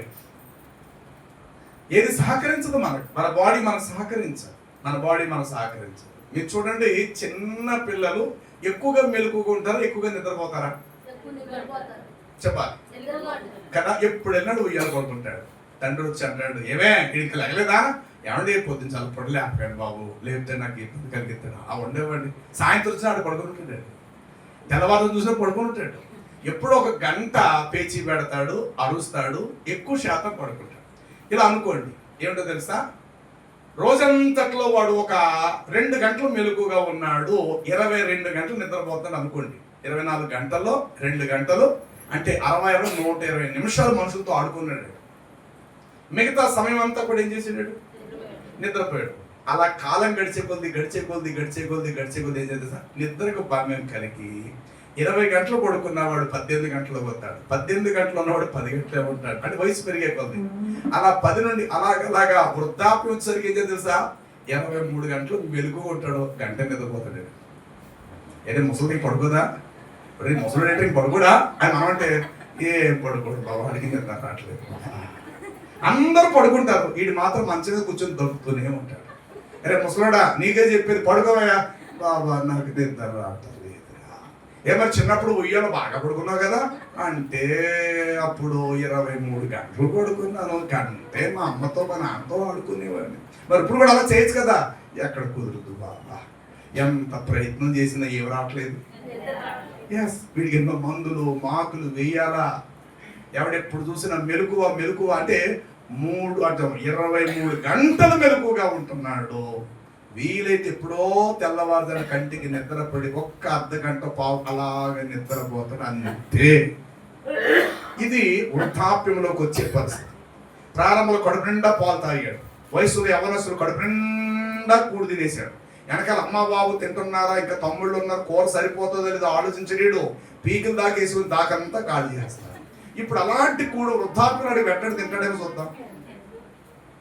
ఇంత మటన్ తీసుకొచ్చి పెట్టేసి, ఎరా నువ్వు 18 ఏళ్ల వయసులో ఉన్నప్పుడు ఎవ్వరిని పట్టించుకుంటాడు కాదు, మీ నాన్న తిన్నాడా మీ అమ్మ తిన్నా ఎవ్వరిని అడిగేవాడు కాదు, దాకంతా ఊడ్చేసావు కదా, ఇదిగో నాటుకోడి తెచ్చాను తీరంటే పళ్ళు లేదు. ఏమన్నా ఆ రోజు శుభ్రంగా పీకులు దాకా తిన్నావు నువ్వు? అంటే కాలము గడిచిపోయే కొలది పరిస్థితి అట్టు తిరగేసినట్టు మారుతారు. 23 గంటలు నిద్రపోయేవాడు గంట మెలకు ఉన్నట్లు వృద్ధాప్యం వచ్చేసరికి ఏమో 23 గంటలు మెలకు ఉంటాడు, గంట అది కూడా గ్యారంటీ లేదు నిద్రపోవటానికి. ఇది పరిస్థితి. కాబట్టి మానవ జీవితము బాల్యము నుండి వృద్ధాప్యం. ఇంకొక మాట మీకు బాగా తెలుసు, బాగా పెద్ద వయసు అయిన తర్వాత చిన్నపిల్లలు చేష్టలు వస్తాయంటారు. ఎందుకంటే ప్రారంభంలో అడిగేవాళ్ళు పళ్ళు లేవు, వృద్ధాప్యులు కూడా అడిగేవాళ్ళు పళ్ళు ఉండవు అంతే. చెప్పరే పుట్టినప్పుడు పళ్ళతో పుట్టాడు అదేమన్నా చెప్పాలి. పుట్టినప్పుడు ఏమైనా పళ్ళుతో పుట్టాడా? పళ్ళుతో చచ్చిపోవడానికి నో. పుట్టినప్పుడు వాడికి ఏం లేదు, పళ్ళు. పుట్టినప్పుడు వాడికి ఏమైనా గ్రహింపు, మెలకువ, నా వాళ్ళు అనేది ఏమైనా స్పర్శ తెలుతుందా? మరి మీ అమ్మరా మీ నాన్నరా అంటే మాత్రం అమ్మా నాన్న ఇప్పుడైనా పనికి వెళ్ళొచ్చావా అంటాడా? అంటాం. వయసు మళ్ళీపోయిన తర్వాత ఇదిగో మీ మనవడు వచ్చి నీ చూడడానికి హైదరాబాద్ నుంచి, ఇదిగో మీ మనవడే ఎవరు అంటాడు ముసలివాడు. మీ మనవరాలు అదే మీ కూతురు ఆఖరి బిడ్డ ఏమంటున్నా అంటాడు. అంటే మనుషులు కూడా ఏం చేయడట గుర్తు పట్టాడు. సరే పుట్టినప్పుడు ఉయ్యాల్లో అమ్మా నాకు లెటర్ వస్తుంది బాత్రూమ్ తీసుకెళ్ళమ్మా అని అడిగితే తల్లి తీసుకెళ్ళిందా? ఉయ్యాల్లోనే అన్ని పనులు అయిపోయినాయా? చెప్పరే కదా. మరి వృద్ధాప్యం వచ్చేసరికి ఈడు అడుగుతాడు, పోని బాబా నన్ను తీసుకెళ్ళందాం, ఆ మంచం మీదే అన్ని అయిపోతాయి. కోడలో ఇక మనవాడు తిట్టుకుంటారు. ఒరే ముసడు మళ్ళీ పాస్ పోసాడు రా, బట్టలు మార్చండి రా బాబు, బట్టలు మార్చండి రా. ఇదిగో మళ్ళీ ముసడు మంచం అంతా ఖరాబ్ చేసేసాడు రా. ఎందుకని? ప్రారంభంలో వాడికి ఏదైతే జరిగినదో చెప్పాలి, వృద్ధాప్యం వచ్చేసరికి కూడా అదే. మధ్యలో మనకు సిగ్గు సంగతి తెలుస్తుంది. మనకి సిగ్గు అనేది మధ్యలో కొంతకాలం పనిచేస్తుంది. పుట్టినప్పుడు అడిగిన సిగ్గు సంగతి తెలుసా? అమ్మ నా బొట్టి మీద పట్టుకపోమ్మా, అందరు పక్కింటి నన్ను చూస్తున్నారు, మరీ బొత్తుగా బట్టలు ఏమైనా చేసేటమ్మా అని అంటాడు. ఆ పిల్లడు ఏమైనా ఉయ్యాలో ఉన్నవాడు బోసిగానే వాడిని ఉంచుతారు. వృద్ధాప్యం వచ్చేసరికి ఆడికైనా సిగ్గు దొరుకుతుంది అనుకుంటున్నారా? ఏమీ తెలదు. బట్ట పక్కకు చెరిగిపోయినా సరే బట్ట కప్పుకునేంత ఓపిక కూడా వాడికి ఉండదు, మనుషులను గుర్తుపట్టాడు. తర్వాత ఆ ప్రారంభంలో పాలు త్రాగాడు, చివరి దశలో కూడా ఏం అవుతుంటాడు, పాలేది అవుతాడు. అందుకు చాలా మంది అంటారు పెద్ద అయిన తర్వాత చిన్న పిల్లల చేష్టలు లేకపోతే అలవాట్లు పద్ధతులు వచ్చేస్తాయి. చిన్న పిల్లలాగే అలుగుతారు కూడా ఇల్లు. చెప్పండి ఏంటంట, చిన్న పిల్లల్లాగే అలుగుడు కూడా కనబడదు. ఇవన్నీ కూడా దేవుడు 3 దినాలతో పూర్చాడు. బాల్యము నుండి మధ్య యవ్వన ప్రాయం, యవ్వనము నుండి మధ్య దశ, మధ్య దశ నుండి వృద్ధాప్యం. కాబట్టి యెహోషువతో చెప్పాడు 3 దినములలో మీరేం చేయాలంటే యోర్దానును. కాబట్టి ఆల్రెడీ యోర్దానును దాటి వెళ్ళిపోయిన చాలా మంది భక్తులు ఉన్నారు. మనం ఇంకను గట్టు యువతల యోర్దానును దాటలేని స్థితిలోనే మనం ఉన్నాం. మరి మనం ఎప్పుడు యోర్దాను దాటాలో, లేదా యోర్దానే ప్రవాహముగా మన మీదకి వస్తాదో మనకు తెలియదు. కానీ ఒకానొక రోజు నువ్వు నేను కూడా ఏం చేయాలట, యోర్దానును ఖచ్చితముగా దాటాలి. ఈ యోర్దాను దాటడానికి నీకు బలము కావాలి. బలము కావాలి కాబట్టి కింద వచ్చిన ఏమంటే తెలుసా, ఆహారము సిద్ధపరుచుకునుడి అన్నాడు. యెహోషువ గ్రంథం 9వ అధ్యాయం 10వ వచనంలో కింద మాట్లాడతాడు, 3 దినములలోగా మీరు యోర్దానును దాటవలసి ఉన్నది కాబట్టి ఆహారమును. అదేంటి దానికి దీనికి లింక్ ఏంటి? యోర్దాను 3 దినాల్లో దాటాలన్నాడు, బాగానే ఉంది. పడవెక్కి దాటరా లేకపోతే ఈత కొట్టుకొని దాటరా అన్న మాట చెప్పలే. కానీ యోర్దానును మీరు దాటాలి కాబట్టి ఈలోగా మీరు ఏం చేయాలి? ఏమిటి ఆహారం? అదే జీవ ఆహారం. చెప్పండి.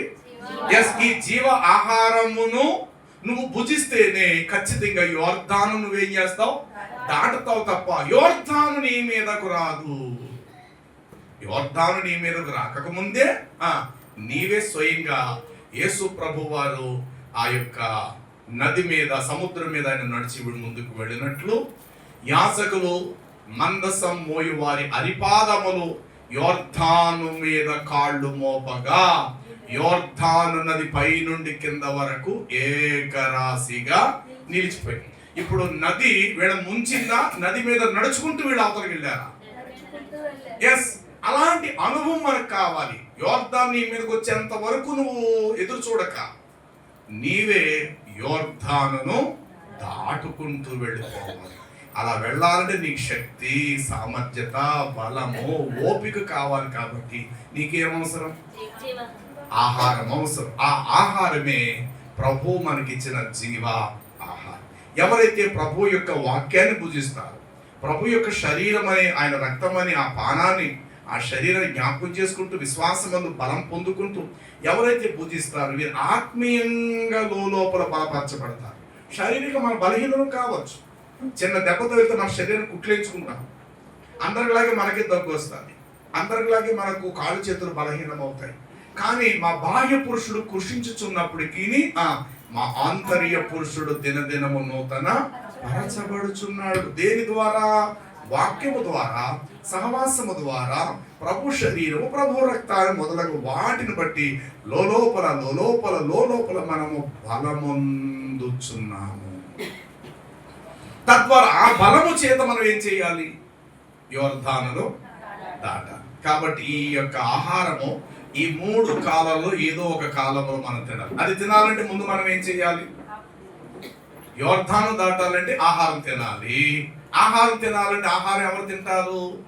కాళ్ళు చేతులు కడుక్కోకుండా భోజనం చేస్తామా? కాళ్ళు చేతులు కడుక్కొని భోజనం చేస్తామా? కదా. మరి మరణించే ముందు మనందరం కడగబడాలి. అదే బాప్తిస్మం. బాప్తిజం పొందిన వారికే జీవాహారం దొరుకుతుంది. అంటే చేతులు కడుక్కున్న వారు ఎట్లాగైతే భోజనం బలదరికి వచ్చి చేయి పెట్టి భోజనం తింటారో, ఇక్కడ కడగబడిన తర్వాత తల్లి మనకు అన్నం పెడతారు. కాళ్ళు కడుక్కుంటారా నాన్న, భోజనం పెడతానంటదమ్మ. ఆ రీతిగా కడగబడిన వారికి మాత్రమే ప్రభు యొక్క శరీరం యొక్క యోగ్యత వారికి దొరుకుతుంది. వారు నమ్మి బాప్తిజం పొంది రక్షణ పొందకపోతే ప్రభు ఇచ్చే జీవాహారము పొందటానికి వారికి అర్హత లేదు. నమ్మి బాప్తిజం పొందినటువంటి వారే ప్రభు శరీరం తీసుకోగలుగుతారు. అలాగే ఈ 3 కాలాలలో ఏదో ఒక కాలమందు నువ్వు ఏం చేయాలంటే కడగబడాలి. ఆహారం, బలమైన ఆహారం కూడా నీవు పుచ్చుకోవాలి.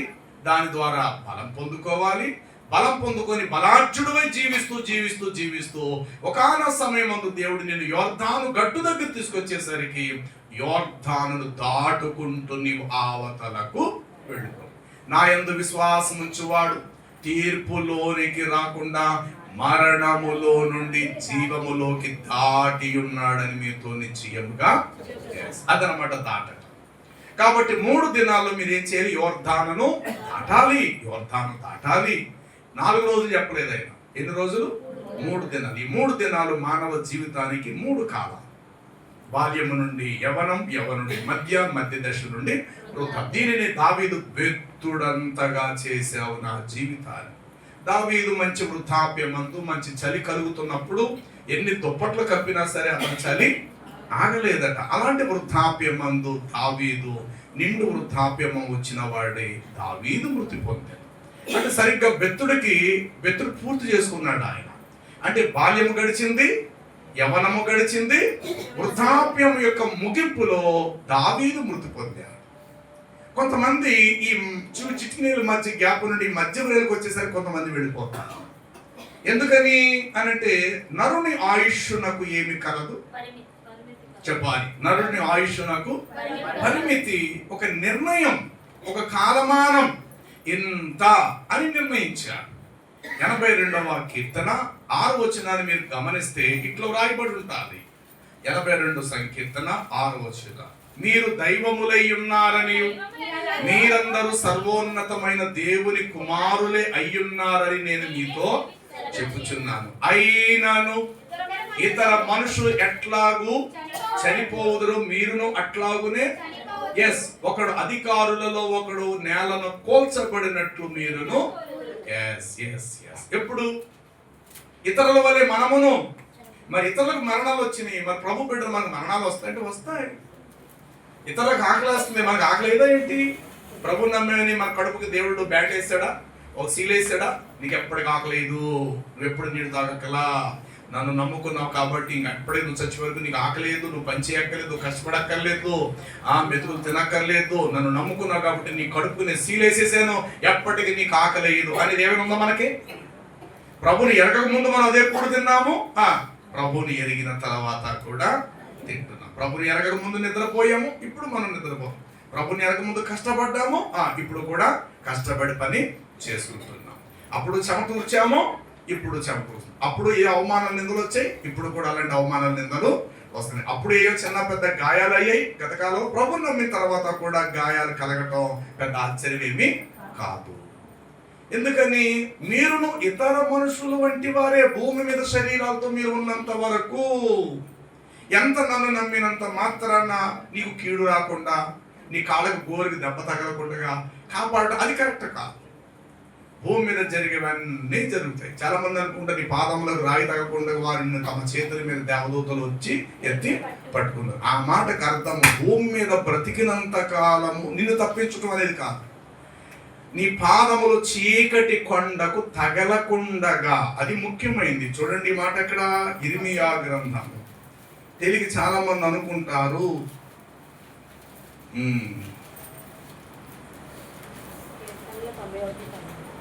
అది కాదు.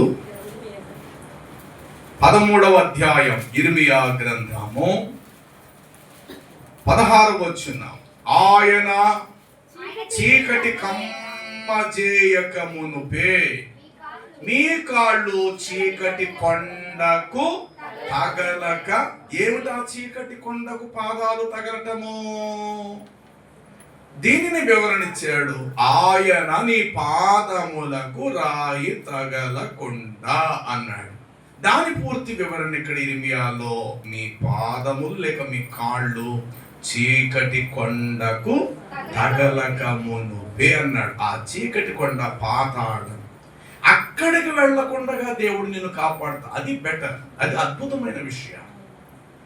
చచ్చిన తర్వాత ఇంత సాధించి ఇంటి వెనకాల చచ్చాడు, ఇంత బతికి నరకం పోయింటి కంటే బాధల్లో మనం బ్రతికినా, కష్టాల్లో మనం బ్రతికినా మన పాదాలు చీకటి కొండకు తగలకుండా ఉంటే అద్భుతమే కదా.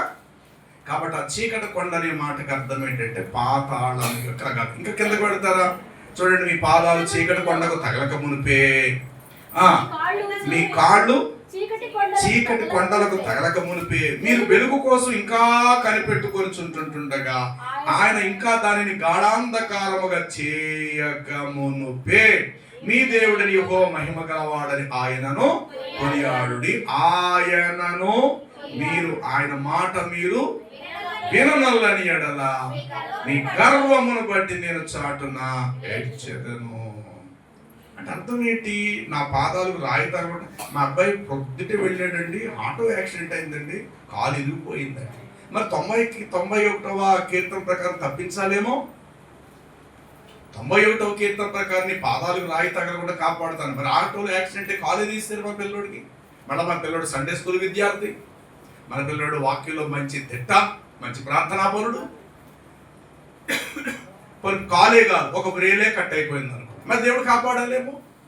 నో, 91లో కీర్తన చెప్పిన ఆ మాట ప్రతి ఒక్కరి పాదాలకు రాయికి తగలకుండా కాపాడేస్తానన్న మాట, అది దానిని అట్లాగా అర్థం చేసుకోండి.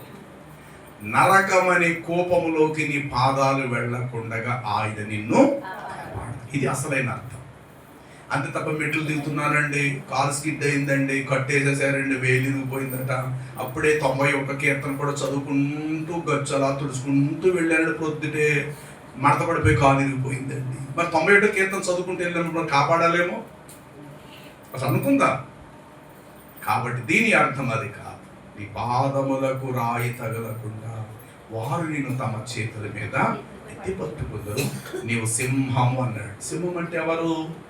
మీ విరోధైన అపవాది గర్జించు సింహము వలె అని అన్నాడు. అంటే మృత్యువు కోరల నుండి నీవు సింహములను నాగుపాములను త్రొక్కెదవు, పదము సింహమును భుజింగములను అణగద్రొక్కెదవు. అతడు నన్ను ప్రేమించుచున్నాడు గనుక అతన్ని నేను ఎక్కడి నుంచి రెండవ మరణమనే నరక కూపము నుండి నేను అతనిని తప్పించదు. అతడు నా నామము ఎరిగిన వాడు కాబట్టి దేవదూతల ఎదుట నేను అతనిని ఘనపరచెదను. భూమి మీద అతడు నాకు మొర్ర పెట్టిన వాడుగా ఉన్నాడు కాబట్టి నేను అతనికి ఉత్తరం ఇచ్చేదను. మరణం అనేటువంటి శ్రమల లోయలలో నేను అతనికి తోడయుండి అతను విడిపించి గొప్ప చేసి దీర్ఘాయుష్షు చేత, అది భూమి మీద కాదు, భూమి మీద ఒక చోట 116 కీర్తనలు, నా ప్రాణమా ఆ యెహోవాను నీవు యెహోవా నీకు క్షేమమును విస్తరింపచేసినాడు, తిరిగి నీవు నీ విశ్రాంతిలోకి ప్రవేశించు. దావీదు 23 కీర్తనలు ఏమన్నాడు? సదాకాలము యెహోవా మందిరములో నేను నివాసము. మరి అలా అనుకుంటే వారవంతు మీరు ఉంటున్నారు మందిరంలో ఇక్కడ. మరి సదాకాలం అనే మాటకు అర్థం భూ సంబంధమైనది కాదండి. దేవుడు ఎక్కడ తీసుకెళ్తున్నాడట? మొదటి మాట, యెహోవా నా కాపరి, నాకు లేమి కలగదు, పచ్చికల చోట్లకు ఆయన నన్ను చేస్తున్నాడు. ఎక్కడ? శాంతికరమైన జలముల యొద్దకు ఆయన నన్ను నడిపిస్తున్నాడు అని అంటూ, ఒక నిమిషం అని అంటూ, సదాకాలము నేను యెహోవా మందిరములో నేను నివాసము. ఈ సదాకాలం అనేది భూమి మీద మనం కట్టుకున్న మందిరాలు కాదు, పరలోకములో దేవుడు ఇవ్వబోయే నిత్య స్వాస్థ్యం. అందుకే 116 చెప్పాడు, నా ప్రాణమా యెహోవా నీకు క్షేమమును విస్తరింప చేసి ఉన్నాడు, తిరిగి నీవు నీ విశ్రాంతిలోకి ప్రవేశించము. సదాకాలం యెహోవా మందిరం నివాసించడానికి నేను ప్రవేశపెట్టబడతాను. కాబట్టి శాంతికరమైన జలముల యొద్దకు నన్ను, అంటే ఇప్పుడు ఈ పక్కన కాలువ ఉంది అంటే ప్రతిరోజు అక్కడ నడిపిస్తాడని అర్థమా? కొంచెం పెద్దదే కృష్ణ అన్నది, అక్కడ నడిపిస్తాడని అర్థమా? శాంతికరమైన జలం అంటే ఏమనుకుంటున్నారు మీరు? కొంతమందికి సముద్రం మీద ప్రేమ కలిగి ఒక్కొక్కసారి ఉప్పాడో కాకినాడో విశాఖపట్నం వెళ్ళినప్పుడు ఆర్కే బీచ్ ఎందుకు అబ్బా సముద్రం ఎంత బాగుందో, అది కాదు సుమ. శాంతికరమైన జలములు యెషయా గ్రంథం 49:10 చూడండి. అక్కడ యెషయా గ్రంథము 49:10 వాని యందు కరుణించువాడు వాని తోడుకొని పోవును, నీటి బొగ్గల యొద్ద వానిని నడిపించును. కాబట్టి వారికి ఆకలైనను దప్పికైనను ఎండమాములైన ఎండైన వారికి తగులదు. ఎక్కడ నడిపించును? నీటి బొగ్గల యొద్దకు వారిని. ఇప్పుడు మీరు చదవండి ప్రకటన 7వ అధ్యాయము 15 నుండి చదువుదాం. 7వ అధ్యాయం 15వ వచనం. అందువలన వారు దేవుని సింహాసనం మీద ఉండి రాత్రింపగళ్ళు ఆయన ఆలయంలో ఆయనను సేవించుచున్నారు. ఓకే, సింహాసనాసీనుడైన వాడు తానే తన గుడారము వారి మీద కప్పును, వారికి ఇక మీదట ఆకలి అయినను దాహమైనను ఉండదు, సూర్యుని ఎండైనా ఏ వడగాల్పోయినను వారికి తగలదు. ఏలయనగా సింహాసనాసీనుడై ఉన్న గొర్రె పిల్ల వారికి కాపరి అయి జీవజలముల బొగ్గ యొద్దకు వారిని. అదనమాట. దీనిని 23లో చెప్పాడు, యెహోవా నా కాపరి, శాంతికరమైన జలముల యొద్దకు నన్ను నడిపించండి. భూ సంబంధమైనది కాదు. మనం పరలోకానికి వెళ్ళిన తర్వాత అక్కడ జీవజలం ఉంది. అలాగని చెప్పి దాహం వేస్తుంది కాబట్టి తాగండ్రా అని చెప్పి ఉంచే జలం కాదు, అది ఆనందభరితులమై త్రాగే జలం. అక్కడ నీకు ఆకలి ఉండదు, దాహం ఉండదు. మరి దప్పిక లేనప్పుడు జీవజలం బొగ్గు ఎందుకు తీసుకెళ్ళాలి మళ్ళీ అక్కడికి? చెప్పాలి. వారు జీవవృక్ష ఫలములు తిందురు అంటాడు మరలా. మరి ఆకలి లేనప్పుడు ఫలం తినవలసినంత అవసరం ఏంటి మనకనంటే, అసలు నీకు ఆకలి అనేది ఉండదు, దాహం అనేది ఉండదు, కానీ జీవజలము యొక్క బొగ్గ యొద్ద నువ్వు త్రాగుతూనే ఉంటావు. ఇక్కడ తాగే ప్రతి నీరు గట్టపోతే మూత్ర రూపంలో బయటకు వస్తుంది, కానీ అక్కడ అది జరగదు. తినాలి ఖచ్చితంగా, ఆకలేస్తుంది అంటే ఆకలే వేయదు, ఆకలి వేయనప్పుడు తినవలసిన అవసరం తెలియదు, కానీ మనం తింటాం అక్కడ కూడా. పరలోకంలో దేవుడు విందును ఏర్పాటు చేశాడు. పరలోకంలో కూడా జీవజలాలు మనం త్రాగుతాం. జీవజలముల బొగ్గ యొద్దకు గొర్రె పిల్లవారిని.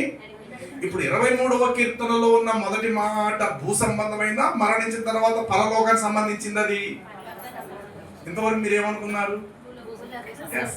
మరి యెషయా గ్రంథం కూడా మీకు 49:10 ఏమనుకున్నారు మీరు? వారి యందు కరుణించువాడు వారిని తోడుకొని పోవును.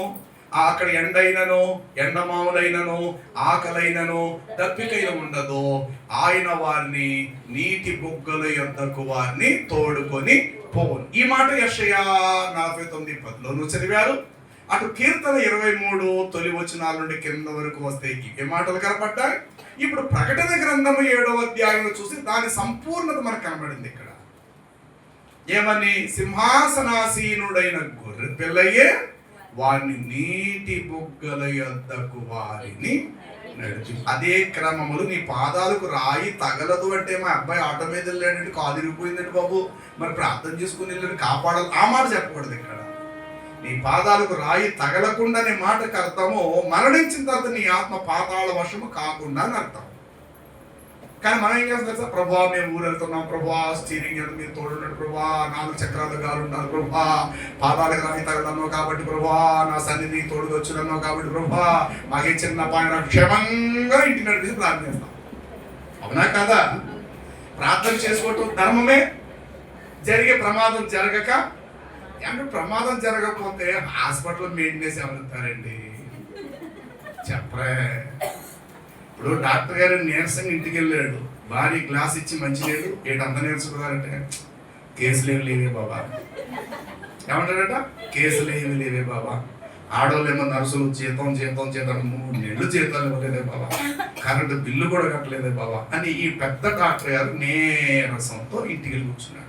ఇప్పుడు ఈమె ప్రార్థన పరురాలు అనుకోండి, అతని భార్య చర్చకు వచ్చి బాప్తిజం పొందింది అనుకోండి, ఇలా మీరు కంగారు పడకండి, మీ ఎప్పుడైనా తీరిపోతాయి, మీరు 2 రోజుల్లో కరెంటు బిల్లులు పెట్టేస్తారు, అందరు జీతాలు ఇస్తారు, నేను ఉపవాసం ఉండి ప్రార్థన చేస్తాను అని అంటారు. అంటే ఏమిటి ప్రార్థన చేయాలి? మరి అంతే కదా దీనికి అర్థం. మళ్ళీ చర్చకు వచ్చినప్పుడు ఆవిడ ఎవరు ప్రత్యేక? దేవా నీ బిడ్డలందరినీ కాపాడు, ఎవరికి అపాయము రాకుండా ఇది పాస్టర్ ప్రార్థన చేయమని చెప్పారు.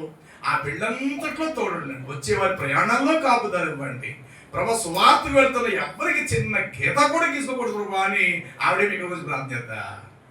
భర్త ఏమో అసలు కేసులు ఏమో రావటం లేదా బాబా అంటే మీరు కంగారు పడకండి, 2 నెలల్లో మొత్తం అన్ని ప్రతిచ్చేస్తారు, నేను ఉపవాసం ప్రార్థన చేయడం చూడండి అని చెప్పేసి అంతే. అమ్మగారు ఉపవాసం చేయదు ప్రార్థన, ప్రభా నా భర్తను కనికరించు ప్రభా, హాస్పిటల్ అంతా కిరిసిపోవాలి ఆయన, ఇసుక అయితే ఇసుక రాలేనంత జన సమూహం మహాసముద్రంగా పంపించే ప్రభా అని ఏడుస్తూ ప్రార్థన. అంటే అర్థం ఏంటి? అందరికి యాక్సిడెంట్లు అయిపోవాలా, అందరూ కాలిపోవాలా, అందరికి రోగాలు వచ్చేయాలా, అంతే కదా దీని అర్థం. ఇంకేముంది అంత స్పెషల్గా చెప్పాలి? జ్ఞానం ఉన్నవారు చెప్పాలి ఈ మాటకి అర్థం. ఎస్, ఆ మాటకు వస్తే అటు వైద్యుడిని మనం పోషించాలా, ఆకలేస్తుంది కాబట్టి కిరాణా కొట్టోడిని కూడా పోషించాలి, కూరగాయల దుకాణం పోషించాలి. కూరగాయల దుకాణం వాడు మన దగ్గర డబ్బులు తీసుకొని కూరగాయలు మనకమ్మి ఆ డబ్బు శ్రద్ధలో వాడు ఉపయోగించు, ఆ డబ్బులు ఇంకోటి చేతిలోకి వెళ్ళాలా, ఆడు బాగుపడాలి, ఆ డబ్బులు ఇంకోటి చేతి. ఎవరి దగ్గర మాత్రం డబ్బు స్టాండర్డ్ పోని చెప్పండి. అట్లా రౌండ్గా చక్రం లాగే అది తిరుగుతూ ఉన్నది. ఆకలేస్తుంది, మళ్ళా కొనుక్కుంటున్నాం, మళ్ళా తింటున్నాం, మళ్ళా ఆకలేస్తుంది, మళ్ళా కొనుక్కుంటున్నాం. మన కాలచక్రం అనేది గుండ్రం ఇట్లు తిరుగుతూనే ఉంది. ఈ కాలచక్రంలో దేవుడు ఎవరెవరికి ఎంతెంత ఆయుష్కాలం ఎంత సమయం ఇచ్చాడో ఆ సమయం మనం పూర్తి చేసుకొని ఏం చేయాలట? దేవుని చేయందుకోవడానికి బ్రతుకుండగానే ప్రభు యొక్క ఆహారం మనము భుజించి యోర్ధానులు మనం ఏం చేయాలట? దాట. ఎన్ని రోజుల్లో? ఎస్, 3 రోజులు అనగా 3 కాలాలు. అందులో ఏ కాలంలోనైనా మనము ఖచ్చితంగా దాటాలి. దాదాపు ఇప్పుడు 50 దాటిపోయింది నాకు, అందుకొచ్చి దాదాపు 70 దగ్గర ఆయనకే వస్తున్నాయి. ఇంకెంతకాలం ఉంటాం అంటే ఏమో ప్రభు చిత్తమైతే 1 సంవత్సరము, 2 ఏళ్ళు, 3 ఏళ్ళు, బాగా గట్టిగా ఒక 10 ఏళ్ళు అనుకోండి. ఆ తర్వాత కూడా మా పరిస్థితి కూడా ఏంటి అంతే. పోనీ మీ సంగతి ఏం చెప్పండి. మీరు బడి చస్పీడికి వెళ్ళిపోతున్నారు, మీ డైలాగ్ చూస్తే కోటలు దాటిపోతాయి. తెల్లారి తిని అంత చూస్తా, తెల్లారి చూడరా నా సంగతి చూపుతాంట, తెల్లారి తీయడం ఉండవు. ఆ మాట చెప్పినోడు ఉండడు, చిటికేసినోడు ఉండడు కదా. కాబట్టి ఎవరి సంగతి ఏంటి? అర్థం ముందు ఎలా నిలబడి అందరికంటే నేనే టాపు, నేనే సూపర్ అంటే వెనక్కి ముందు జడ ఒకసారి ఇలా వేసి చూసుకోవటం, మళ్ళీ జడ మిట్టే వేసి చూసుకోవటం, ఇలా దూకొని చూడటం, ఇలా చూసుకుంటాం అబ్బా ఎన్ని యాంగిల్స్ లో ఎన్ని రకాలుగా మనం అర్థం ముందు నిలబడతాము. రోడ్డు మీదకి వచ్చామా మట్టి అంతా మన మొఖాన్ని ఉంటుంది. చెప్పరే, నువ్వు దూకొని జుట్టు ఏమవుతుంది? సరిపోతుంది. నువ్వు కట్టుకున్న బట్ట ఏమైపోతుంది? దుమ్ము ధూళితో మార్చిపోతుంది. ఒళ్ళంతా మురుకు, చెమట, మట్టి. మళ్ళీ ఇంటికి వెళ్ళటం, మళ్ళీ స్నానం చేయడం. మరి ఎందుకు ఇన్నిసార్లు అర్థం ముందు చూడటం? అర్థం ఏంటి? ఏదో మన శుద్ధి అంతే. కానీ ఎవరి జీవితాలైనా ముగింపుకు వచ్చేసరికి ముసలోడికి అర్థం చూసుకుంటే ఆవిడేం చూస్తాడు బాబా. ముసలిదానికి ఇచ్చి ముసలిదానా చూసుకో ఎన్ని మొక్కరా బాబా తీసిరా. అదే మనిషి వయసులో ఉన్నప్పుడు ఎన్నిసార్లు అర్థం చూసుకుందా అమ్మ. వెనక నుంచి ఒక అర్థం ఇలా పెట్టుకొని లాగలా చూసుకుంటారు. మరి ఇప్పుడు ఏమైపోయింది ఆవిడది? ముఖం చూస్తే నోట్లో ఒక పన్ను లేదా? ఎవడి కంటి చూపు కూడా లేదా? మదర్ తెరీసా లేకమో 1000 ముడతల ముఖం అంతా కూడా ముడతలు, కళ్ళు ఎంత అయిపోయినాయా? ఏమన్నా వయసు వచ్చేసరికి ఎవరి జీవితం అయినా అంతే. కాబట్టి మనం ప్రభువును కలిగి ఉండటం గొప్ప భాగ్యం ప్రియులారా. ఇంతకు మించిన విలువైంది ఈ లోకంలో మరేది లేదు. మరి ఆ మాటకు వస్తే అన్న తన యొక్క కుమారుడు ప్రభువుని కలిగి ప్రభు మార్గంలో నడిచి ప్రభు యొక్క పిలుపు అందుకొని వారు వెళ్ళారు. కాబట్టి వారిని జ్ఞాపకం చేసుకుంటున్న మనం ప్రస్తుతం కొంతపాటికి సజీవులుగా ఉన్నాము. ఈ సజీవులుగా ఉన్న మనము ఆయన వెళ్ళిన దారిలో ఒకరోజు నేను వెళతాను, మీరు కూడా వెళ్ళవలసిన వారు. భూమి ఎవరిని విడిచిపెట్టదు, కాలం ఎవరిని మర్చిపోదు. ఎలా వచ్చామో మనము చివరి మనం చదివాడు ముగించుకుందాం. యోబు గ్రంథం 16వ అధ్యాయము చివరి వచనం చదివారు కదా. చివరి వచనం ముగించిన తర్వాత 17వ అధ్యాయం తొలి మాటలో ఇలా ఉంటారు. తొలి మాట, ఇక నా ప్రాణము, ఇక అని పెట్టండి బాగుంటుంది. ఇక నా ప్రాణము సమసిపోయెను, నా దినములు, ఇక నా దినములు పూర్తిగా తీరిపోయాయి. సమాధి మాత్రమే నా కొరకు రెడీగా కాసు కూర్చుంది. అంతే చాలు. సింహాసనం కాదు, నీ కొరకు నా కొరకు కాసు కూర్చున్నది. చెప్పరే. కానీ భూమి మీద ఉన్నవారు అందరికి సింహాసనం దొరుకుద్దో లేదో నాకు తెలియదు, కానీ సమాధి మాత్రం అందరికీ దొరుకుద్ది. చెప్పాలి, సింహాసనం అందరు దొరుకుద్దా? చెప్పరే.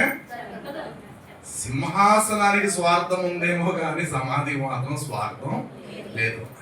నువ్వు కూడా వచ్చే, రే నీకు చెప్తాను, ఎల్లుండి నువ్వు కూడా రావాలా, రే నువ్వు కూడా వచ్చేయాలి, అమ్మ నీకు చెప్పేది నువ్వు కూడా వచ్చేయాలి, మీరు అందరు నా మట్టిలోకి వచ్చేయాలి అని చెప్పి సమాధి లేక మట్టి అందరినీ ఆహ్వానిస్తుంది. మరి సింహాసనం అందరిని ఆహ్వానిస్తుందా ఏంటి? కొందరికీ సింహాసనం, కానీ సమాధి మాత్రం అందరికీ పరిమితం. కాబట్టి కొద్ది దినములు గడిచిన తర్వాత తిరిగి రాని మార్గమున నేను వెళ్ళిపోవచ్చున్నాను అని అంటూ దాన్ని కంటిన్యూ చూస్తే మనము, నా దినములు, నా ప్రాణము సమసిపోయెను, నాకియ్యబడిన దేవుడిచ్చిన ఆయుష్కాలు దినములు తీరిపోయెను, ఇక రెడీగా నా కొరకు, ఎస్ అది నా కొరకు రెడీగా ఉంది. చెప్పాలి, చాలు నా కొరకు ఉంది. ఈ మాటలు వింటున్నా మీ కొరకు. కొన్ని సందర్భాలు చాలా విచిత్రంగా మనం నవ్వుకుంటాం ఇతరులను చూసినప్పుడు. నేను ప్రార్థన చేస్తున్నప్పుడు ఎవరైనా చనిపోయిన వాళ్ళు సమాధి దగ్గర ఉన్నప్పుడు నేను అందరికీ చాలా జాగ్రత్తగా గమనిస్తుంటాను. ఎవరి చర్యలు, ఎవరి యొక్క కంటి చూపు, వారి ముఖ కవళికల్ని గమనిస్తా. దాన్ని బట్టి అక్కడ దేవుని వాక్యం నేను అందించి ముగిస్తాను. ఒకడు హఠాత్తుగా కారులో వస్తాడు, డ్రైవర్ ఏమో కారు తీస్తాడు, ఆ డోరు వాడు కారులో చేసేవాడు తీస్తాడు. డ్రైవర్ గబగబా చేతికి ఒక పోల్దంట ఆ డ్రైవర్ ఓనర్ గారికి ఇస్తాడు. ఆ పోల్దండట్టుకు నడుచుకుంటూ ఖద్దరు చొక్కా, ఖద్దరు ప్యాంటు, ఎక్కడ మచ్చలేని పట్టేసుకుని వచ్చి ఇలా చూసి ఇంటోడందరి ఇలా గమనించి ఆ దండలగేసి ఇలా అనుకుంటూ మళ్ళీ వెళ్ళిపోతాడు కారుకి. పిల్లొక భార్య ఉందనుకోండి, భార్యను ఓదారుస్తాడు. పిల్లలు ఏం చేస్తాడన్నా, భగవంతుడు తీసేసుకున్నాడు, వెళ్దానే. ఆ ఫీలింగ్స్ అక్కడ ఎలా ఉంటాయి తెలుసా? మీరు ఎప్పుడైనా గమనించారా? కొంతమందిని శవం చూడడానికి వస్తారు కదా, ఎవరు తెలుసా? ఈడుగా ఆవిడ చచ్చిపోయాడు, నేనైనా అన్నట్టుగా ఉంటారు కొంతమంది ఫీలింగ్స్. ఎక్కడ కరెక్ట్గా సమాధి దగ్గరే చచ్చిన శవం దగ్గర మరి క్రియలు విధానం బలహీనుడు పాపం వీడిగా చచ్చిపోయాడు. అదే నేనేమైతేనా ఎక్కడ చచ్చిపోతాను, గుండ్రాయిలు ఉండిపోతాను ఇట్లా అన్నట్టుగా ఆడితో చచ్చినోడు అమాయకుడు. నేను చాలా గడుసైన అన్నట్టు ఒక దండేసేసి వాడు ఇంకెలా చూసి ఇలా ఫీలింగ్ పెట్టుకొని రాత్రి మాట్లాడాడు నాతో, ఇలా జరుగుద్దని అనుకోలేదు రా బాయ్. మొన్న ఇద్దరు కలిసి కాఫీ హోటల్ ఇద్దరు టీ తాగేవరా బాబు అంటాడు మళ్ళా. అంటే ఇలాంటి మనం ఆడికేదో రాదన్నట్టు, వాడికి కూడా దండ ఎవడు వేయడు అన్నట్టుగా చాలా గొప్పగా డంబంగా మాట్లాడతారు. కాబట్టి ప్రియులరా, ఈరోజు ఒకరి మెడలో దండ వేయబడితే రేపొద్దున అలాంటి దండ మనకు కూడా వేయబడుతుంది. ఒకరి ఫోటో కట్టించి దండేసినట్లే ఒకరోజు మనకు కూడా అలాగే వస్తుంది. ఎవరో చనిపోయిన వార్త తెలిస్తే మనందరం అతను చూడడానికి చివరి చూపు మనం వెళ్ళినట్లుగానే మన చివరి చూపు కూడా ఎక్కడెక్కడి నుంచో ఎవరెవరో మనం కూడా చూడడానికి వస్తారు. ఇది కాల వ్యవధి ఇంతే, దీనిని ఎవరు కూడా మార్చగలిగేది లేదు. కానీ ఇందులో స్పెషల్ ఏమిటంటే క్రీస్తునందు విశ్వాసం ఉంచు వారు మృతులైన మృతులు అంతే. అది చాలు మనకి. ఆ ధన్యతను బట్టే ఆ గొర్రె పిల్ల వారి నీటి కాలువ లేక బొగ్గల యొద్దకు వారిని నడిపించును. కాబట్టి ఆయన నడుచుకుంటూ ఆ బాబు వెళ్ళిపోయారు. ఒకరోజు నేను వెళతా, మనందరూ వెళ్ళవలసిన వారిని. కాబట్టి ఈ మాటల చేత మనలో మనం ఒకరిని ఒకరు ఏం చేసుకోవాలట, పురుగొల్పుకోమని దశలోనికి పత్రికలో రాయబడింది. కాబట్టి నిరీక్షణ లేని నా సహోదరులారా, నిరీక్షణ లేని ఇతరుల వలె మీరు దుఃఖపడకుండు నిమిత్తము. మనలో ప్రతి ఒక్కరము ఒకరినొకరు ఆదరించుకుంటూ, హెచ్చరించుకుంటూ, సరి చేసుకుంటూ ఆ దినం మనకు సమీపించే కొలది మరీ ఎక్కువగా విధేయులమై వాక్యానికి, సన్నిధానానికి, దైవజనుడు చెప్పే ప్రతి ఆదివారం వాక్యానికి లోబడట, సమయానికి రావటం, మనకు ఎక్కడైనా మచ్చంటుకుంటుందేమో అది గమనిస్తూ దాన్ని తుడుచుకుంటూ ప్రభు మనకిచ్చే సమయాన్ని మనం గడుపుకుంటూ ముందుకు పెడుతూ ప్రభు చేతులకు మన ప్రాణాత్మలను అప్పగించుకోవాలి. అట్టి కృప ప్రభు మనకు దయచేయునుగాక. తలలు ఉంచుదాం, ప్రభు సన్నిధిని ప్రార్థన చేద్దాం. ఒకసారి మనలో మనము ప్రశ్నించుకుందాం. ఈ లోక యాత్రలో అప్పుడప్పుడు మనం చిరునవ్వు నవ్వుతాము, అప్పుడప్పుడు దుఃఖపడి ఏడుస్తుంటాము. కడుపు నిండటం తెలుసు, అప్పుడప్పుడు ఆకలి ఉండడం తెలుసు, అప్పుడప్పుడు గాయం కలగటం తెలుసు, అప్పుడప్పుడు ఆ గాయానికి స్వస్థత కలగటం కూడా తెలుసు, అప్పుడప్పుడు జేబు నిండా డబ్బులు ఉండటం తెలుసు, అప్పుడప్పుడు జేబు ఖాళీ కూడా తెలుసు. ఇలాగ లోకములో బ్రతికే మన కొద్ది కాల జీవితంలో పగలు రాత్రి ఉన్నట్లు, ప్రయాణములో ఎత్తు పల్లాలు ఉన్నట్లుగానే మన జీవిత యాత్రలో ఇవన్నీ కూడా మనకు సంభవించేవి. కాబట్టి బ్రతుకుతున్నాం కదని బరితెగించి బ్రతుకుట కంటే మరణం అనేది మన కొరకు కాసు కూర్చుందని గుర్తించి సాత్వికముతో, వినయ విధేయతతో మనం జీవిస్తూ మన ఆత్మకు కల్మషము అంటుకొనకుండునట్లు, పరమునకు చేరే మన ఆత్మ పవిత్రముగా ఉండునట్లుగా ప్రభు ఎదుట మనం సరి చేసుకుందాం. దావీదు చెప్పినట్లు, లోకులందరూ పోవలసిన మార్గమున నేను వెళుతూ. అంతటి మహారాజుకే తప్పలేదు. అంతటి మహాభక్తుడు, ప్రార్థనాపరుడైన దావీదు కూడా మనకు వలె, మన పూర్వీకుల వలె అతడు కూడా మరణించాడు. కాబట్టి చనిపోయిన వారి గురించి అడవవద్దు, వారిని గురించి అంగలార్చవద్దని వాక్యంలో రాయబడింది. ఇక మనం వెళ్ళవలసిన వారమై ఉన్నాం కాబట్టి ప్రభు యొక్క మన ఆత్మలను సరి చేసుకుంటాం.